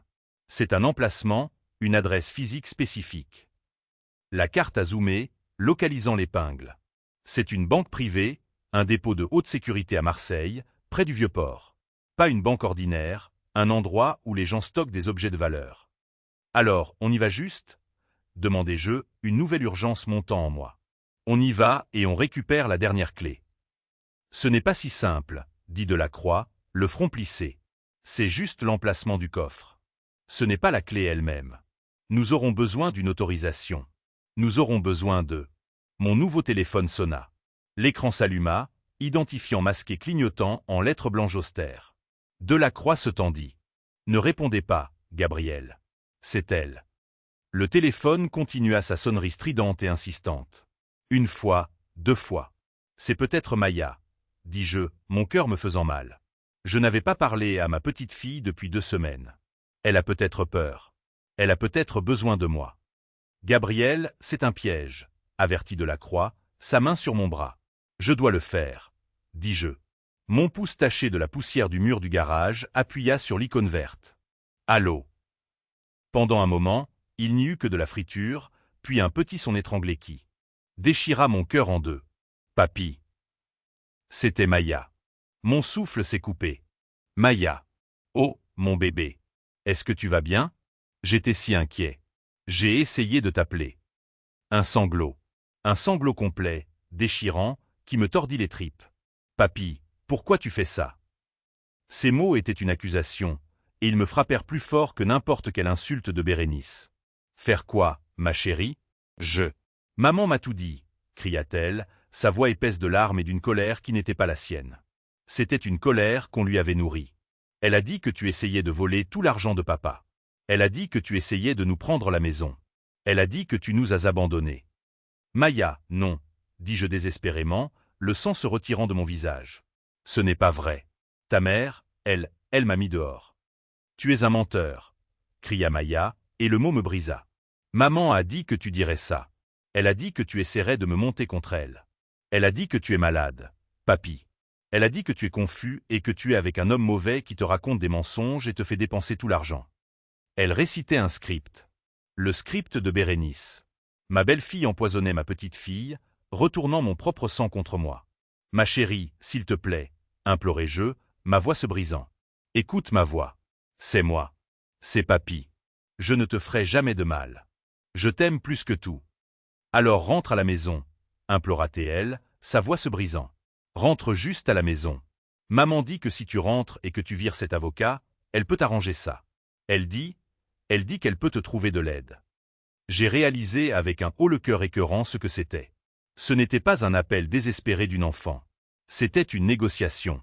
Bérénice était dans la pièce avec elle, lui soufflant les répliques, utilisant mon amour pour cet enfant comme une arme. Avant que je puisse trouver les mots pour combattre ce poison invisible, j'entendis un bruissement. Le son du téléphone arraché. Les petits sanglots de Maya furent coupés, remplacés par la voix tranchante, froide et familière de ma belle-fille. Eh bien, dit Bérénice, sa voix dégoulinant d'une satisfaction venimeuse. C'était une performance pathétique. As-tu apprécié, Gabriel? Ma tristesse s'évapora, remplacée par une rage si froide qu'elle brûlait. Tu l'as empoisonnée contre moi. Tu utilises ma petite fille comme un pion. Je protège ma fille, grogna Bérénice, d'un vieil homme confus et sénile qui est manipulé par un avocat prédateur. C'est ça l'histoire, Gabriel. Et c'est une très bonne histoire. C'est celle qui va gagner. J'ai regardé Delacroix. Il avait entendu chaque mot sur le haut-parleur. Il hocha lentement la tête, me signalant de la faire parler. « Qu'est-ce que tu veux, Bérénice » demandai-je, ma voix basse. « Je veux que tu arrêtes, » dit-elle. Je ne sais pas ce que tu crois avoir trouvé ou ce qu'Adam, dans ces derniers jours confus, pensait m'avoir caché. Mais ça n'a pas d'importance. Tu ne l'auras pas parce que j'arrête ça tout de suite. Tu ne peux rien arrêter, dis-je, essayant de paraître plus confiant que je ne l'étais. Adam a rendu ses volontés claires. Elle a ri. Ce même rire horriblement vide que j'avais entendu dans la cuisine juste avant qu'elle ne me jette dehors. Ses volontés sont sans importance. Sais-tu ce qui est important, Gabriel? La loi. Et dans 48 heures, la loi sera de mon côté, complètement. Une terreur froide, pire que la nuit où j'ai dormi dans la Peugeot, s'installa sur moi. De quoi parles-tu? Je parle d'une audience, Gabriel, dit-elle, sa voix pleine de triomphe. Mon avocat, maître Reynaud, a déposé une requête d'urgence pour mise sous tutelle ce matin. Nous avons une date d'audience dans 48 heures, vendredi après-midi, à 14 heures. Le compte à rebours. Ce n'était pas une métaphore. C'était une date limite. Tu ne gagneras jamais, dis-je. Mais la peur était dans ma voix. Je vais parfaitement bien. Vraiment? Se moqua-t-elle. Mes preuves disent le contraire. Passons-les en revue. Veux-tu? Pièce A. Un homme de 72 ans, mon client, immédiatement après la mort traumatique de son fils unique, disparaît du domicile familial. Pièce B. Ce même homme est retrouvé par un rapport de police vérifié vivant dans sa voiture pendant 2 semaines, clairement désorienté et danger pour lui-même. Elle utilisait la souffrance, même qu'elle m'avait infligée comme preuve de mon incompétence. Pièce C. Continua-t-elle, sa voix un ronronnement cruel. Il est maintenant, de son propre aveu, enregistré dans un hôtel coûteux, dépensant de grosses sommes d'argent d'une source inconnue, clairement sous l'influence d'un tiers. Ce serait ton monsieur Delacroix, qui est mystérieusement apparu au moment où mon mari est mort. Elle avait planifié ça. Elle m'avait laissé souffrir. Elle avait voulu que je sois trouvé vivant dans ma voiture. Un juge va entendre ce témoignage, dit Bérénice, sa voix baissant. Et il va voir un cas d'école classique d'abus de faiblesse et de capacité mentale diminuée. Il va m'accorder la tutelle temporaire sur ta personne et ton patrimoine. Tout ton patrimoine, Gabriel, y compris quelle que soit la petite fiducie secrète de 8 millions qu'Adam a mise en place.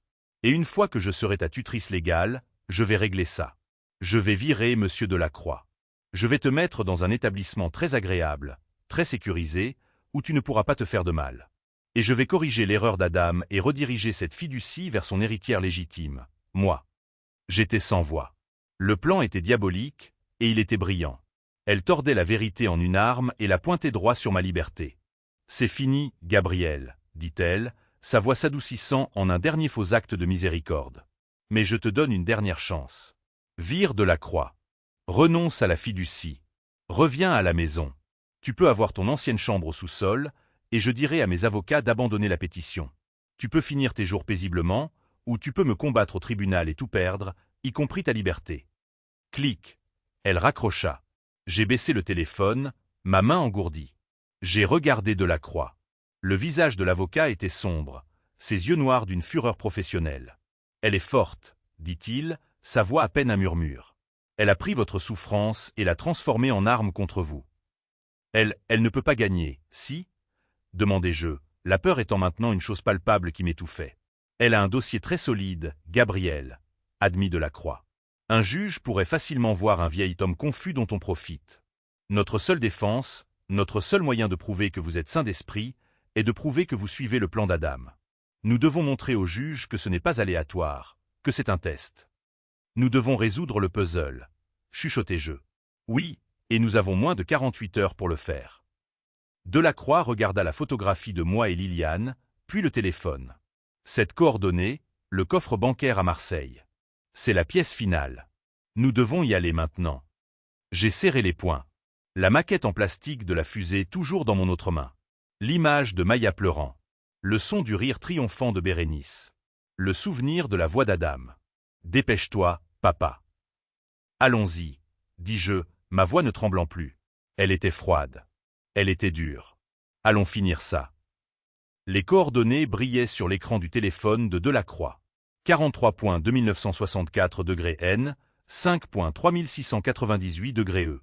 Marseille, un coffre bancaire de haute sécurité. « Nous devons y aller, » dit Delacroix, sa voix tendue, engageant le camion sur l'autoroute. « Nous avons moins de 48 heures avant cette audience. 47 heures et demie pour être précis. Les avocats de Bérénice sont des requins, Gabriel. Ils n'attendront pas. Ils argumenteront que toute cette chasse au trésor est la preuve de l'instabilité d'Adam et que vous êtes juste un pion dans le jeu d'un homme mort. » Ma tête tournait. La fusée semblait lourde dans la poche de ma veste, un talisman en plastique contre la tempête juridique à venir. « Alors, on va à cette banque, à cette coordonnée. On entre juste ? » « Non, » dit Delacroix, ses jointures blanches sur le volant. « C'est l'emplacement du coffre, Gabriel. Pas la clé. » La fusée avait l'emplacement. La première clé, la clé poisson, avait l'indice pour la fusée. Il nous manque la troisième clé. Celle qui ouvre réellement la boîte à cette coordonnée. Une troisième clé, chuchotai-je, fermant les yeux, mon esprit vacillant. Mais le fichier audio, celui sur la clé poisson, il a été coupé. Il a juste dit « Pourquoi Liliane vraiment ?» pense Gabriel. La voix de Delacroix était tranchante. Pas méchante, mais urgente. Il devait y avoir un autre fichier. Quelque chose sur la fusée. Quelque chose à l'intérieur. J'ai sorti la petite fusée fondue de ma poche. Je l'ai retournée. Le morceau de papier plié avec la coordonnée GPS avait disparu. Delacroix l'avait. Mais il y avait un cliquetis. Quelque chose de petit, libre à l'intérieur du tube du corps creux. Mes doigts épais et maladroits tâtonnèrent avec le plastique. Je n'arrivais pas à avoir de prise. Je ne peux pas l'ouvrir. Delacroix continuait de conduire, ses yeux scannant la route. Gabriel, concentrez-vous. Adam ne rendrait pas ça impossible. J'ai regardé le cône de nez fondu, l'albatros. Elle avait échoué, mais nous avions réussi. Je me souvenais de mon cutter. Je me souvenais d'avoir coupé le placo. Je n'ai pas mon couteau ici, dit Delacroix, sentant ma frustration. Il me tendit un outil multifonction élégant de sa boîte à gants. J'ai utilisé la petite lame, la coinçant dans la couture où Adam avait collé le tube du corps à l'assemblage des ailerons. Le vieux plastique était cassant. Il a craqué, puis s'est fendu, et quelque chose de petit, blanc et numérique est tombé sur mes genoux. C'était une minuscule carte micro SD. Mon Dieu, souffla Delacroix, jetant un coup d'œil. Il l'a cachée à l'intérieur de la fusée. J'ai pris la carte. Mon nouveau téléphone, Delacroix me l'avait donné, avait une fente. J'ai enfoncé la minuscule carte, mes mains tremblant violemment. Une notification est apparue. Nouveau média trouvé. J'ai cliqué dessus. Un fichier. Qui 3.mp3. J'ai mis le téléphone sur haut-parleur, mon cœur martelant contre mes côtes. La voix d'Adam. Ce même murmure désespéré et pressé. Papa. Ok. Si tu entends ça, tu as trouvé la fusée. Tu es rapide. Mais elle est plus rapide. Elle n'est pas juste à vide, papa. Elle est vide et elle fera n'importe quoi pour remplir ce vide. Elle construit ce dossier contre toi depuis des mois, me disant que je devais te gérer, que tu oubliais des choses. Elle préparait le terrain. Tu dois gagner, papa. Tu dois. Sa voix se brisa, un son brut de douleur qui me fracassa. Je manque de temps. Les coordonnées sur la fusée, c'est la banque. C'est la preuve finale. Mais tu as besoin de la clé. La clé physique. Elle est en sécurité. Elle est à l'endroit. Celui que je sais que tu n'oublieras jamais. Celui que tu lui as promis. Une pause. Une respiration tremblante. La clé finale est là où tu as fait la promesse à maman, à Liliane. Le fichier audio se termina. Une promesse, dit Delacroix, accélérant vers Marseille. Quelle promesse? Réfléchissez, Gabriel. Qu'avez-vous promis à Liliane? Quelque chose à propos d'argent? Quelque chose à propos d'Adam? Mon esprit était vide, un brouillard de chagrin et de panique. Je lui ai promis beaucoup de choses. J'ai promis que je prendrais soin d'Adam. J'ai promis que j'irais bien. Je ne sais pas, Gabriel, nous avons 47 heures. Dit Delacroix, sa voix un grognement bas. Nous conduisons vers la banque à Marseille, mais si nous nous présentons sans clé, nous sommes finis. Bérénice gagne. Réfléchissez, une promesse à Liliane. J'ai serré les yeux, essayant de repousser l'image du visage de Bérénice, des larmes de Maya. J'ai essayé de revenir en arrière, au-delà de la maladie, au-delà de la douleur, au moment où Liliane était juste Liliane. Nous roulions vers l'ouest. Le soleil baissait, un disque orange brillant et aveuglant dans le ciel brumeux. Et puis je l'ai senti à travers l'air recyclé de la cabine du camion. Le sel. L'odeur piquante, propre et incomparable de la Méditerranée. J'ai ouvert les yeux. Nous passions une crête. La mer était là, étalée devant nous, une vaste feuille scintillante de bleu et d'or. Et le souvenir m'a frappé. Il n'a pas dérivé doucement. Il m'a frappé comme un coup physique. Liliane, elle n'était pas à l'hôpital.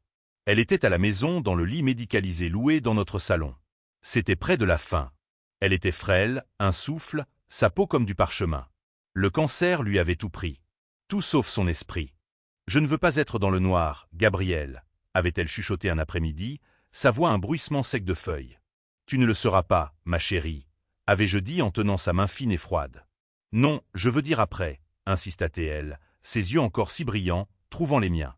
Ne me mets pas dans une boîte dans la terre. Je suis claustrophobe, tu sais. J'avais essayé de rire, mais c'était sorti comme un sanglot. Tu ne le es pas, je le suis, dit-elle, un faible sourire jouant sur ses lèvres. Ne discute pas avec une mourante. Je veux voir l'eau. Je veux le soleil. Incinère-moi, Gabriel. Et disperse-moi dans l'océan. N'importe quoi, Liliane, chuchotai-je, mes larmes tombant sur sa main. N'importe quoi. Et une chose de plus, dit-elle, sa prise se resserrant sur mes doigts avec une force surprenante. Une place pour nous. Je ne veux pas juste être partie. Elle avait été silencieuse un moment, regardant par la fenêtre le morceau de ciel bleu visible entre les immeubles. Ce banc, chuchota-t-elle. Sur la corniche, celui qui surplombe l'eau, ou nous, où Adam a pris cette photo. Notre anniversaire. Je savais lequel. Nous y étions restés assis des heures. Quand je serai parti, dit-elle, sa voix baissant. Et quand ce sera ton tour aussi, je veux que tu mettes une petite plaque sur ce banc pour nous deux.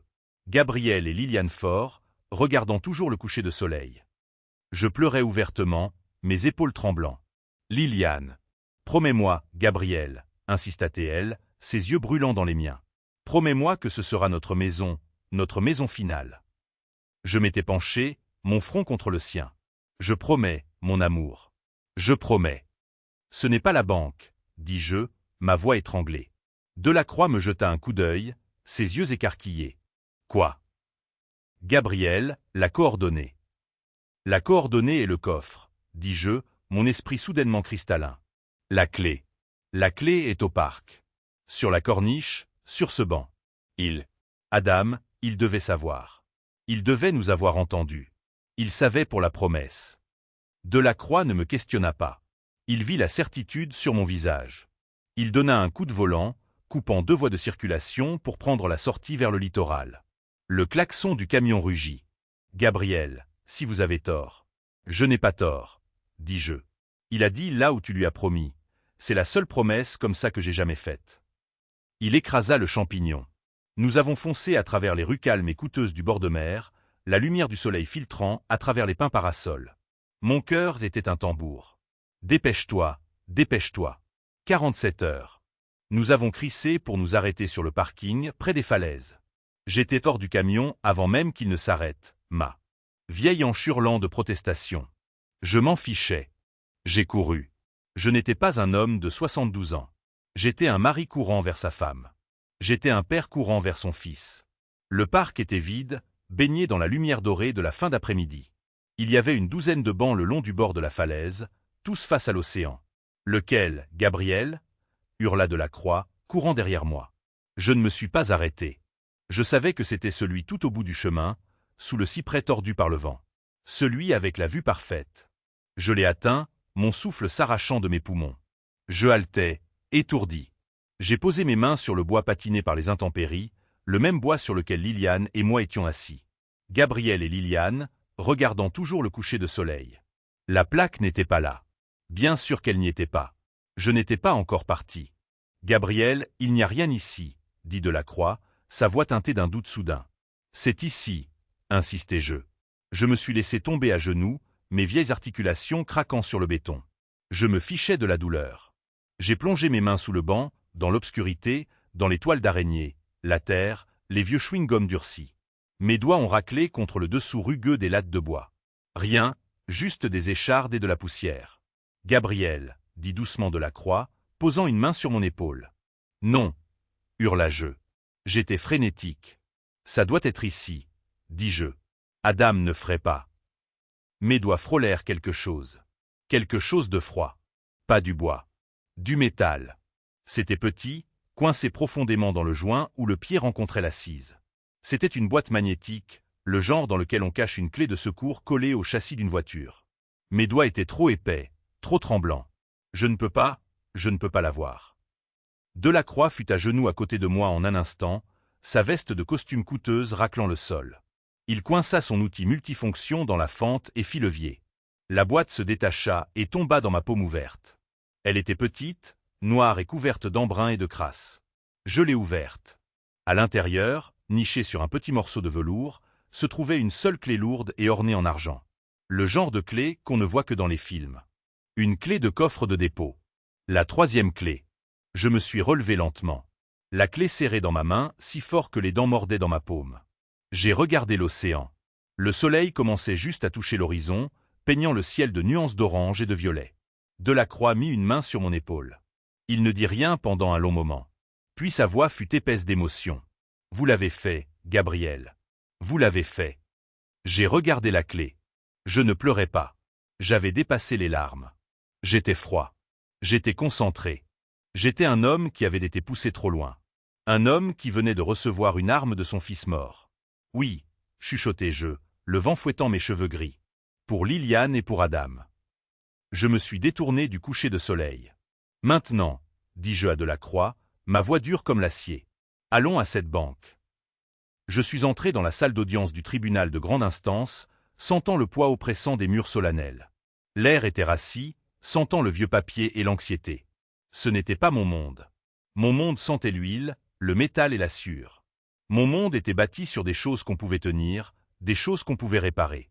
Cet endroit, il était bâti sur des mots, sur des illusions. Et Bérénice était la maîtresse des illusions. Je la vis assise à la table du plaignant. Elle était vêtue d'une robe noire modeste, mais d'apparence coûteuse. Ses cheveux étaient tirés en arrière. Elle portait un maquillage minimal. Elle avait l'air de la veuve éplorée parfaite, la belle-fille inquiète, forcée à un devoir douloureux. Son avocat, Reynaud, était assis à côté d'elle, un requin dans un costume à 2000 €, sa mallette ouverte, ses documents parfaitement arrangés. Je me suis assis à côté de Delacroix. Je portais le seul autre costume que je possédais, celui que j'avais acheté pour le mariage d'Adam. Il était serré aux épaules. Dans ma poche, mes doigts trouvèrent les 3 clés. La clé USB en forme de poisson, la petite fusée fondue, la lourde clé en argent du banc. J'ai serré la fusée. C'était mon encre. J'ai vu Maya dans la galerie publique, assise au premier rang. Ses yeux étaient rouges. Quand elle m'a vu, Elle a tressailli comme si elle regardait un monstre, puis a rapidement détourné le regard, enfouissant son visage dans ses mains. Bérénice avait bien fait son travail. L'huissier appela la cour à l'ordre. La juge, une femme à l'air sévère avec des cheveux grisonnants et une expression qui ne tolérait aucune bêtise, entra. Dans l'affaire de la mise sous tutelle de Gabriel Faure, annonça-t-elle, sa voix plate. « Maître Reynaud, vous pouvez commencer. » Reynaud se leva. Il était lisse. Sa voix était un baryton riche et empathique, conçu pour inspirer confiance. « Merci, Madame le juge. Nous sommes ici aujourd'hui pour une raison profondément tragique. Nous sommes ici pour protéger un homme, un père qui n'est plus capable de se protéger lui-même. » Il fit un geste vers moi. Chaque œil dans la salle se tourna. Je sentis la chaleur de leur pitié et de leur jugement. « Gabriel Faure a 72 ans, continua Reynaud, sa voix dégoulinant de fausse sympathie. Il y a un peu plus de 2 semaines, il a subi le traumatisme le plus profond imaginable, la mort soudaine et tragique de son fils unique, Adam Faure. Ma cliente, Madame Bérénice Faure, la veuve éplorée d'Adam, s'est naturellement tournée vers son beau-père pour du soutien. Au lieu de cela, elle a trouvé un homme brisé par le chagrin, confus et dangereusement détaché de la réalité.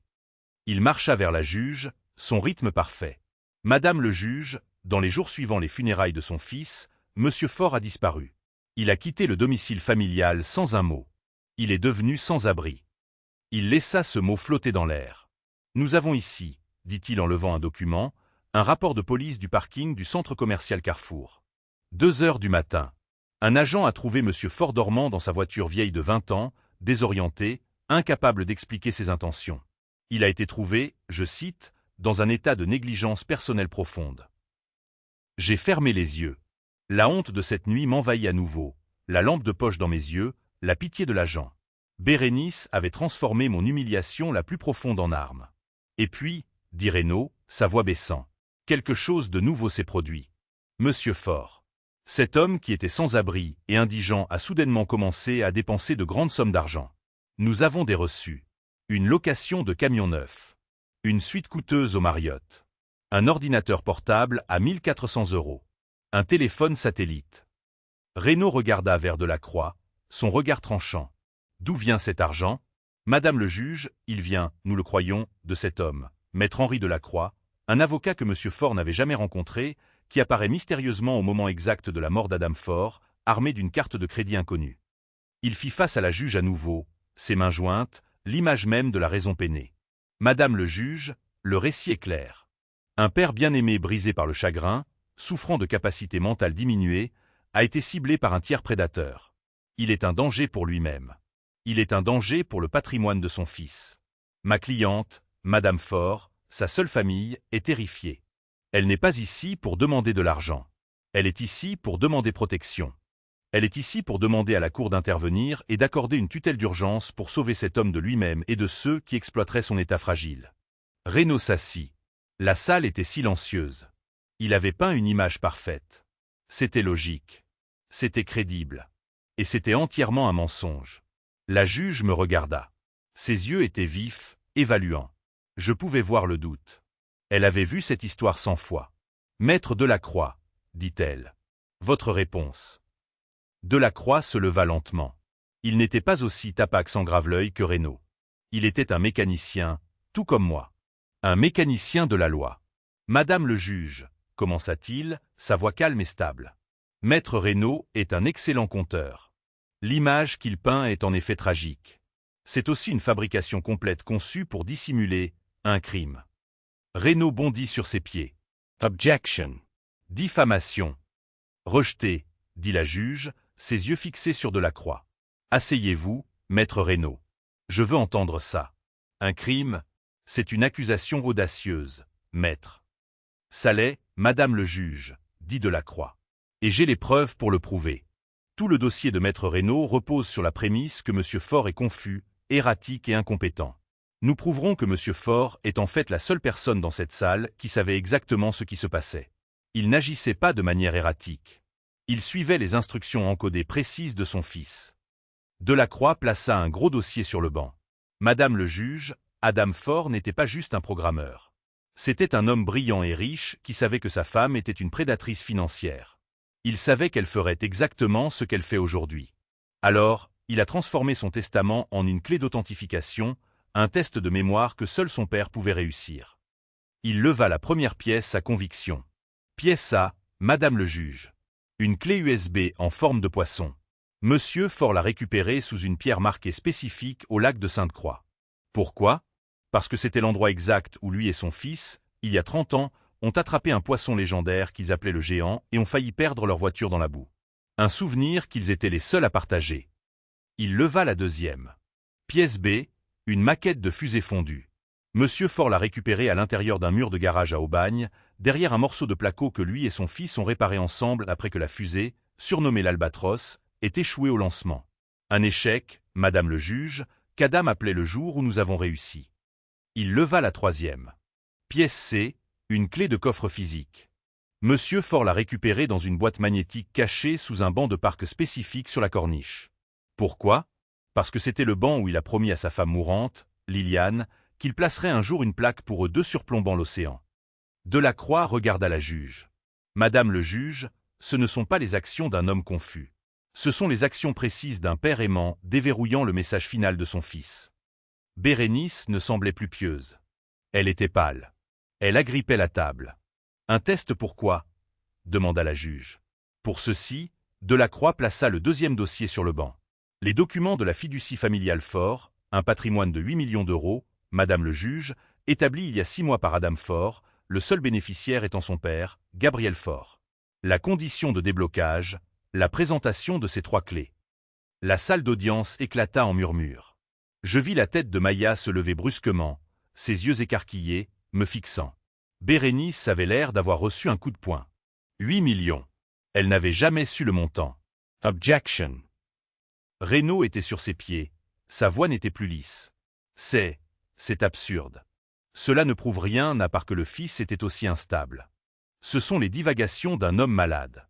Cela ne change pas le fait que ma cliente est inquiète pour le bien-être de Monsieur Faure. Son bien-être? La voix de Delacroix baissa et la température dans la salle avec elle. Parlons de l'inquiétude de Madame Faure. Il produisit un troisième ensemble de documents.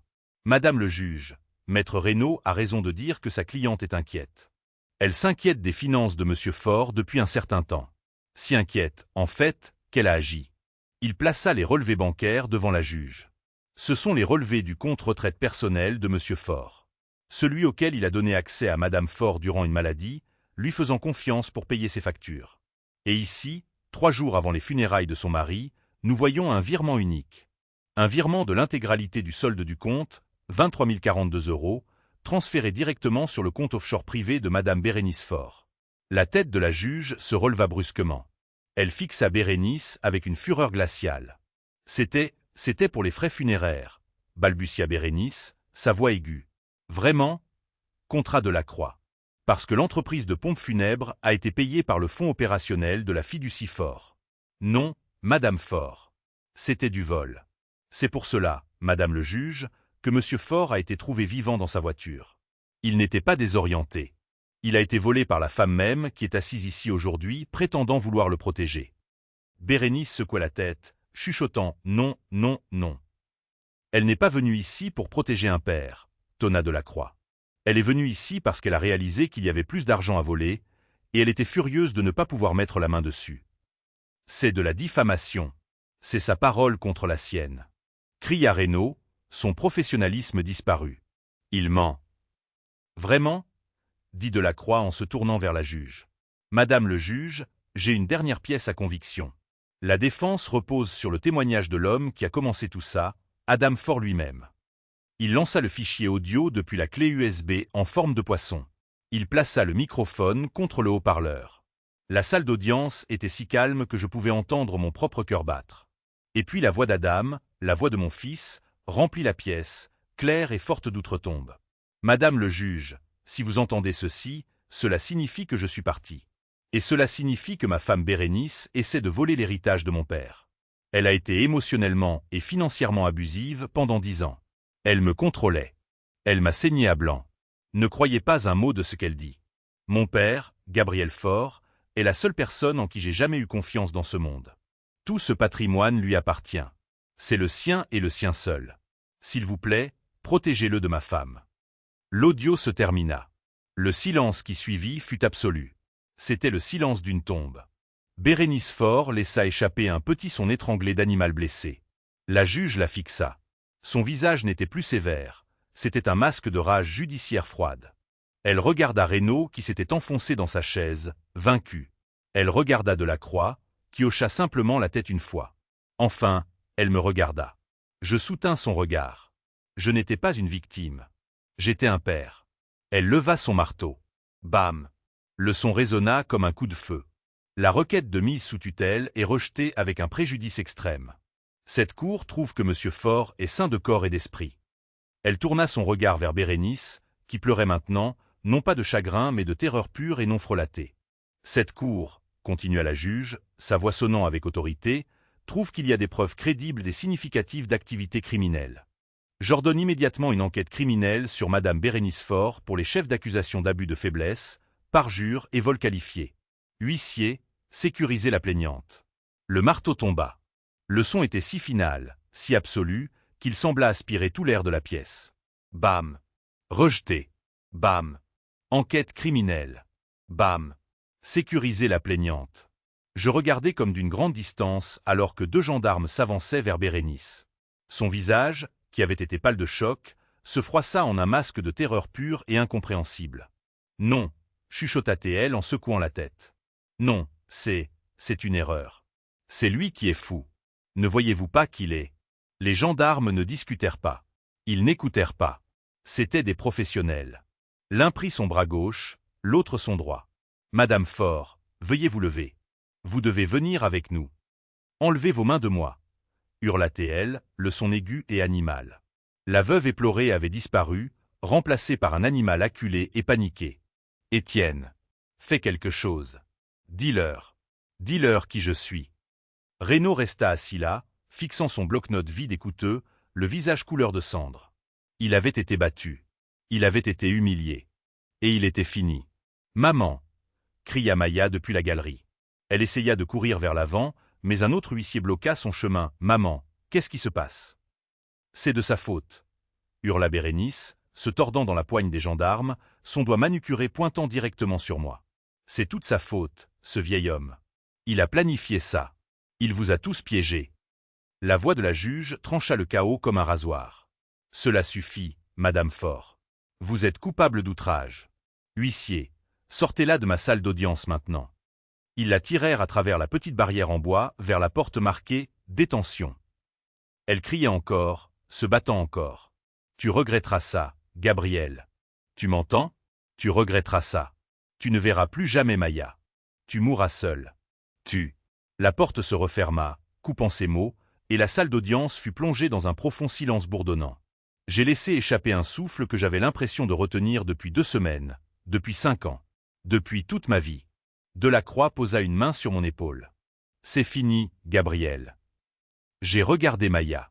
Elle sanglotait, effondrée sur le banc de la galerie, totalement seule. Je voulais aller vers elle, mais mes jambes ne bougeaient pas. Je me sentais vide. L'adrénaline qui m'avait porté à travers la chasse, à travers l'audience, était partie. Tout ce qui restait, c'était les décombres. 2 semaines plus tard, je me tenais sur le trottoir en face de la maison. La maison que j'avais aidé à acheter, la maison dont j'avais été jeté. Ce n'était plus un foyer. C'était une victime. Un avis de saisie bancaire bleu vif était collé sur la porte d'entrée. L'encre commençait déjà à couler sous le soleil dur.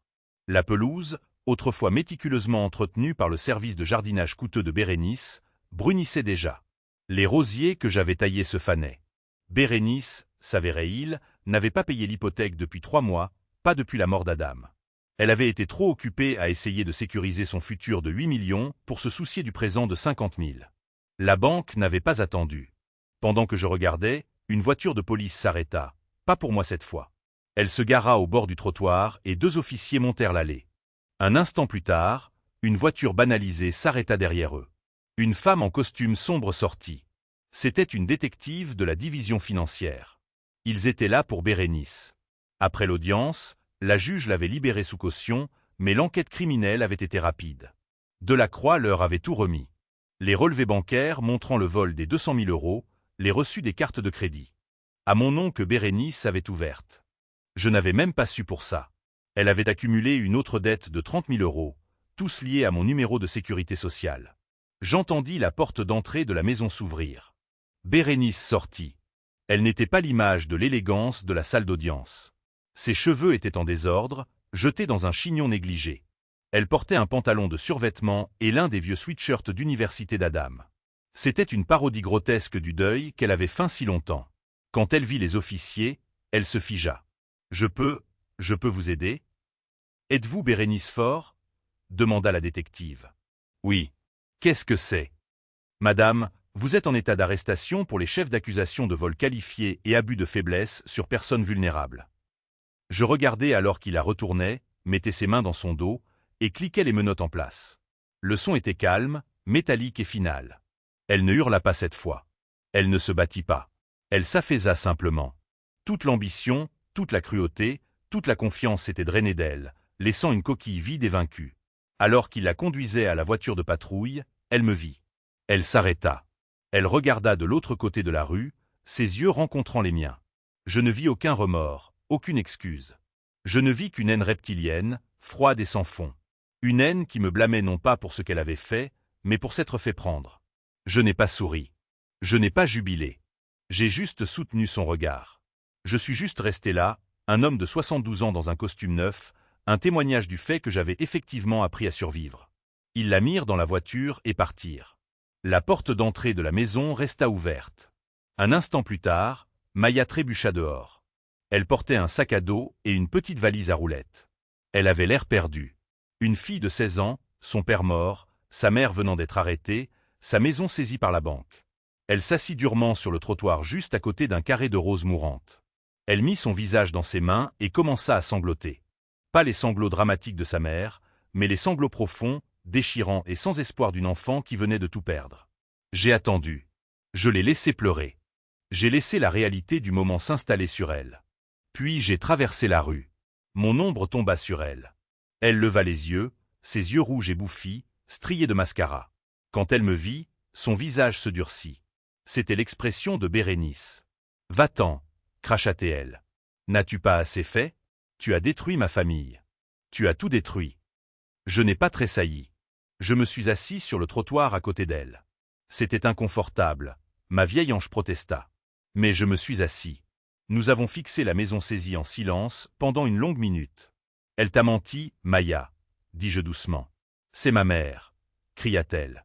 Elle essayait de nous protéger. « Tu as volé l'argent de papa. » Je me tournai pour la regarder. « Non, ton père m'a donné son argent parce qu'il savait que ta mère te le volerait. » Cela l'arrêta. « Quoi ? Je ne suis pas ton ennemi, Maya. Je n'ai jamais été ton ennemi. Ta mère l'est. Elle ne m'a pas juste mis dehors. Elle n'a pas juste volé les économies de ma vie. Elle t'empoisonnait. Elle t'apprenait à être juste comme elle, à valoriser l'argent au-dessus des gens, à voir l'amour comme une transaction. Tu ne la connais pas, je sais, dis-je, ma voix peinée, qu'elle a bloqué ton téléphone pour que je ne puisse pas t'appeler. Je sais qu'elle t'a nourri un script de mensonges pour essayer de me manipuler. Je sais qu'elle était prête à laisser sa fille croire que son propre grand-père était un monstre juste pour mettre la main sur un compte en banque. Ce n'est pas de l'amour, Maya. C'est de la possession. » Elle pleurait encore, mais cette fois la colère était partie. Elle était remplacée par une terrible confusion naissante. Mais qu'est-ce qui se passe maintenant? Où vais-je aller? Je n'ai nulle part où aller. J'ai plongé la main dans ma poche. Pas pour un sac poubelle. J'ai sorti une enveloppe fraîche. Ton père, dis-je, ma voix épaisse. Ton père était un homme brillant, et il t'aimait plus que tu ne le sais. Il savait que cela arriverait. Il savait que ta mère te faillirait. Alors, il a fait un plan pour toi aussi. Elle regarda l'enveloppe, ses yeux écarquillés. Quoi? Qu'est-ce que c'est? C'est une fiducie séparée, Maya. Une fiducie éducative. Ta mère n'a jamais su pour ça. C'est à ton nom. C'est assez d'argent pour aller dans n'importe quelle université que tu veux, n'importe où dans le monde. C'est assez pour te donner un départ. C'était le vrai cadeau de ton père pour toi. Sa main tremblait alors qu'elle la prenait. L'université, chuchota-t-elle. Mais il y a une condition, dis-je doucement. Son visage tomba. Une condition. Une très stricte. Ton père l'a mise en place. La fiducie ne s'activera, tu ne peux y accéder, que si tu n'es plus sous la garde de ta mère. Tu veux dire que je dois la quitter? Je veux dire, dis-je, choisissant mes mots soigneusement, que tu as un choix. Un choix que ton père voulait que tu aies. Tu peux rester avec elle, rester dans ce monde de mensonges, de colère et de manipulation, ou tu peux partir. Tu peux aller vivre avec ta grande-tante Caroline, la sœur de ma Liliane, en Dordogne. C'est une femme bien. Elle est institutrice à la retraite. Elle te donnera un foyer sûr et stable jusqu'à tes 18 ans. J'ai mis ma main sur son épaule. Ton père voulait que tu sois libre, Maya. Il voulait que tu aies une chance de devenir quelqu'un de différent, quelqu'un comme lui. Elle regarda l'enveloppe. Elle regarda la maison avec son avis de saisie bleue. Elle regarda l'espace vide où la voiture de police avait été. Elle regarda moi, son grand-père, l'homme qu'on lui avait appris à haïr pendant 2 semaines. Elle avait 16 ans, et elle était à un carrefour. Elle essuya ses yeux non pas avec sa manche, mais avec sa main. Un petit geste adulte. Tante Caroline, chuchota-t-elle, sa voix petite mais ferme. Celle avec la ferme. J'ai hoché la tête. Celle avec les chevaux. Un minuscule fantôme de sourire toucha ses lèvres. J'ai toujours bien aimé tante Caroline. Elle se leva, serrant le sac à dos et l'enveloppe. Elle regarda la maison une dernière fois, un lieu de souvenirs empoisonnés. Est-ce que tu viendras me voir? Demanda-t-elle en me regardant. Je serai là, dis-je, ma voix épaisse. Avant même que tu aies le temps de me manquer. Elle hocha la tête. Elle prit une profonde inspiration. Et puis ma petite fille, l'enfant de mon fils, tourna le dos aux décombres de la vie de sa mère, et elle commença à marcher. 6 mois. 6 mois ont passé depuis le jour où je me suis assis dans cette salle d'audience et regardé la vie de mon fils éclater. 6 mois depuis que j'ai regardé la femme qui avait partagé son lit, la femme qui m'avait craché sa haine, être emmenée menottes au poignet. Je vis à Cassis maintenant. Je n'ai pas acheté un manoir. Je n'en avais pas besoin. J'ai utilisé une petite fraction des 8 millions pour acheter une vue. C'est un appartement en terrasse, pas immense, mais les murs sont en verre et ils donnent sur la Méditerranée. Chaque matin, je fais mon café et je m'assois et je regarde l'océan respirer. C'est la première fois en 72 ans que je connais le vrai silence. Le seul son est le crash distant du ressac et le tic-tac régulier et réconfortant des vieilles horloges. En bas dans le garage sécurisé, la Peugeot est garée. L'équipe légale de Delacroix l'a trouvée dans une fourrière de Marseille, couverte de poussière, une amende pour vagabondage encore coincée sous l'essuie-glace. Elle était programmée pour être vendue aux enchères, probablement pour la ferraille. Je l'ai rachetée pour 300 €. Cela m'a pris 2 mois entiers pour la restaurer. J'ai fait le travail moi-même dans un garage loué. Le moteur, Adam et moi l'avions bien construit. Il avait juste besoin de nouvelles courroies, de fluide frais. Les sièges en vinyle à l'arrière, ceux sur lesquels j'avais dormi, ceux qui sentaient encore ma propre peur et mon désespoir, je les ai arrachés. Je les ai retapissés de mes propres mains avec du cuir neuf. J'ai travaillé le nouveau cuir, l'étirant, le cousant jusqu'à ce que toute trace de la vieille honte soit partie. J'ai poli la peinture. J'ai réparé les joints de fenêtres. J'ai même laissé la petite fissure capillaire dans le tableau de bord, celle qu'Adam a faite avec une clé quand il avait 16 ans. Elle roule comme une voiture neuve maintenant. Je ne la conduis pas beaucoup, mais je sais qu'elle est là. C'est mon rappel. Un rappel de là où j'étais et un monument à ce que mon fils et moi avons construit ensemble. J'ai un nouvel atelier maintenant. C'est juste un coin de la véranda, la partie qui a la meilleure lumière surplombant la mer. Je ne travaille plus sur les moteurs. Je travaille sur les horloges. Je les trouve dans les brocantes, les ventes de succession, de vieilles horloges de cheminée complexes, des horloges comtoises, des mécanismes qui sont cassés, oubliés, remontés trop fort. J'aime la patience que ça demande. Les minuscules engrenages complexes, les ressorts délicats. On ne peut pas les forcer. Il faut les écouter. Il faut comprendre comment ils ont cassé avant de pouvoir les rendre entiers à nouveau. En ce moment, je travaille sur une vieille horloge allemande des années 40. Son ressort principal est cassé. Quelqu'un l'a remontée trop fort, la forçant, exigeant plus d'elle qu'elle n'était construite pour donner. Juste comme Bérénice, elle voulait tout, tout de suite. Elle ne comprenait pas qu'on ne peut pas forcer la vie. On ne peut pas forcer l'amour. On ne peut pas forcer un héritage. On finit juste par casser tout le mécanisme. Avec mes vieilles mains de mécanicien stable, je mets soigneusement le nouveau ressort en place, le glissant sur l'engrenage. Sur mon établi, à côté des minuscules vis en laiton, il y a les photos. Liliane riant, ses cheveux volant dans le vent sur les falaises. Adam, son visage barbouillé de graisse rayonnant de fierté à côté de la Peugeot ressuscitée. Ce ne sont plus des fantômes. Ce sont des compagnons. J'entends le carillon calme de l'ascenseur, puis le clic doux de la porte d'entrée. Delacroix entre lui-même maintenant. Il n'est plus juste mon avocat. Après une bataille comme celle que nous avons menée, c'est la famille. La seule vraie famille qu'il me reste. Il marche sur la terrasse inondée de soleil. Il tient 2 tasses de café. Il apporte toujours le café. « Comment va la patiente, Gabrielle ?» demande-t-il. Il ne me fait pas signe à moi. Il fait signe à l'horloge. Elle est têtue, dis-je, mes yeux concentrés, utilisant une minuscule paire de pincettes pour placer un engrenage. Mais elle tiquera à nouveau. Elle avait juste besoin que quelqu'un soit patient avec elle. Delacroix pose la tasse à côté de moi. Il s'appuie sur la rambarde, regardant le bleu infini de la Méditerranée. Le silence entre nous est confortable, facile. J'ai eu des nouvelles de Caroline en Dordogne, dit Delacroix doucement, brisant le silence. J'arrête mon travail. Je lève les yeux. Maya, elle s'épanouit, sourit Delacroix. Elle est au tableau d'honneur. Elle monte même à cheval à nouveau. Sa tante dit que c'est une enfant différente. Elle demande après vous. Elle veut venir visiter pour Noël. Une chaleur se répand dans ma poitrine. Un sentiment que je pensais mort avec Adam. C'est bien, réussis-je à dire, ma gorge serrée. C'est vraiment bien. Et Bérénice, continue Delacroix, sa voix se durcissant. Le procès est fixé. Avec ses actifs gelés, l'humiliation publique et les charges fédérales pour cette fraude bancaire, elle fait face à un minimum de 10 ans. Elle a essayé d'offrir un témoignage contre vous en échange d'un accord. Ils lui ont ri au nez. Je hoche la tête. Je ne ressens pas de colère. Je ne ressens pas de pitié. Je ne ressens rien du tout pour elle. Elle est un engrenage cassé que je n'ai aucun intérêt à réparer. Delacroix boit son café. Il me regarde. Me regarde vraiment. Il voit la nouvelle chemise propre que je porte. Il voit la paix dans mes yeux. Il voit la stabilité de mes mains. Alors, dit-il, sa voix douce. Est-ce que vous allez bien, Gabrielle? Vraiment, après tout ça. Est-ce que vous allez bien? Je pose mes pincettes. Je me lève, ma hanche me faisant à peine mal aujourd'hui. Je marche et je me tiens à côté de lui. Nous regardons l'eau, la vaste étendue impossible de celle-ci.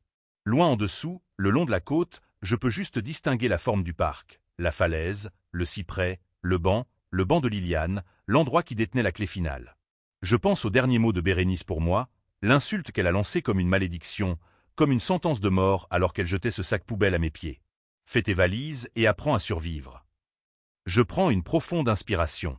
L'air salin est propre. Il est libre. J'apprends à survivre, maître Delacroix, dis-je. Je me tourne vers lui et pour la première fois en 5 ans, je souris. Un vrai sourire. Un sourire qui n'est pas hanté par le chagrin ou la peur.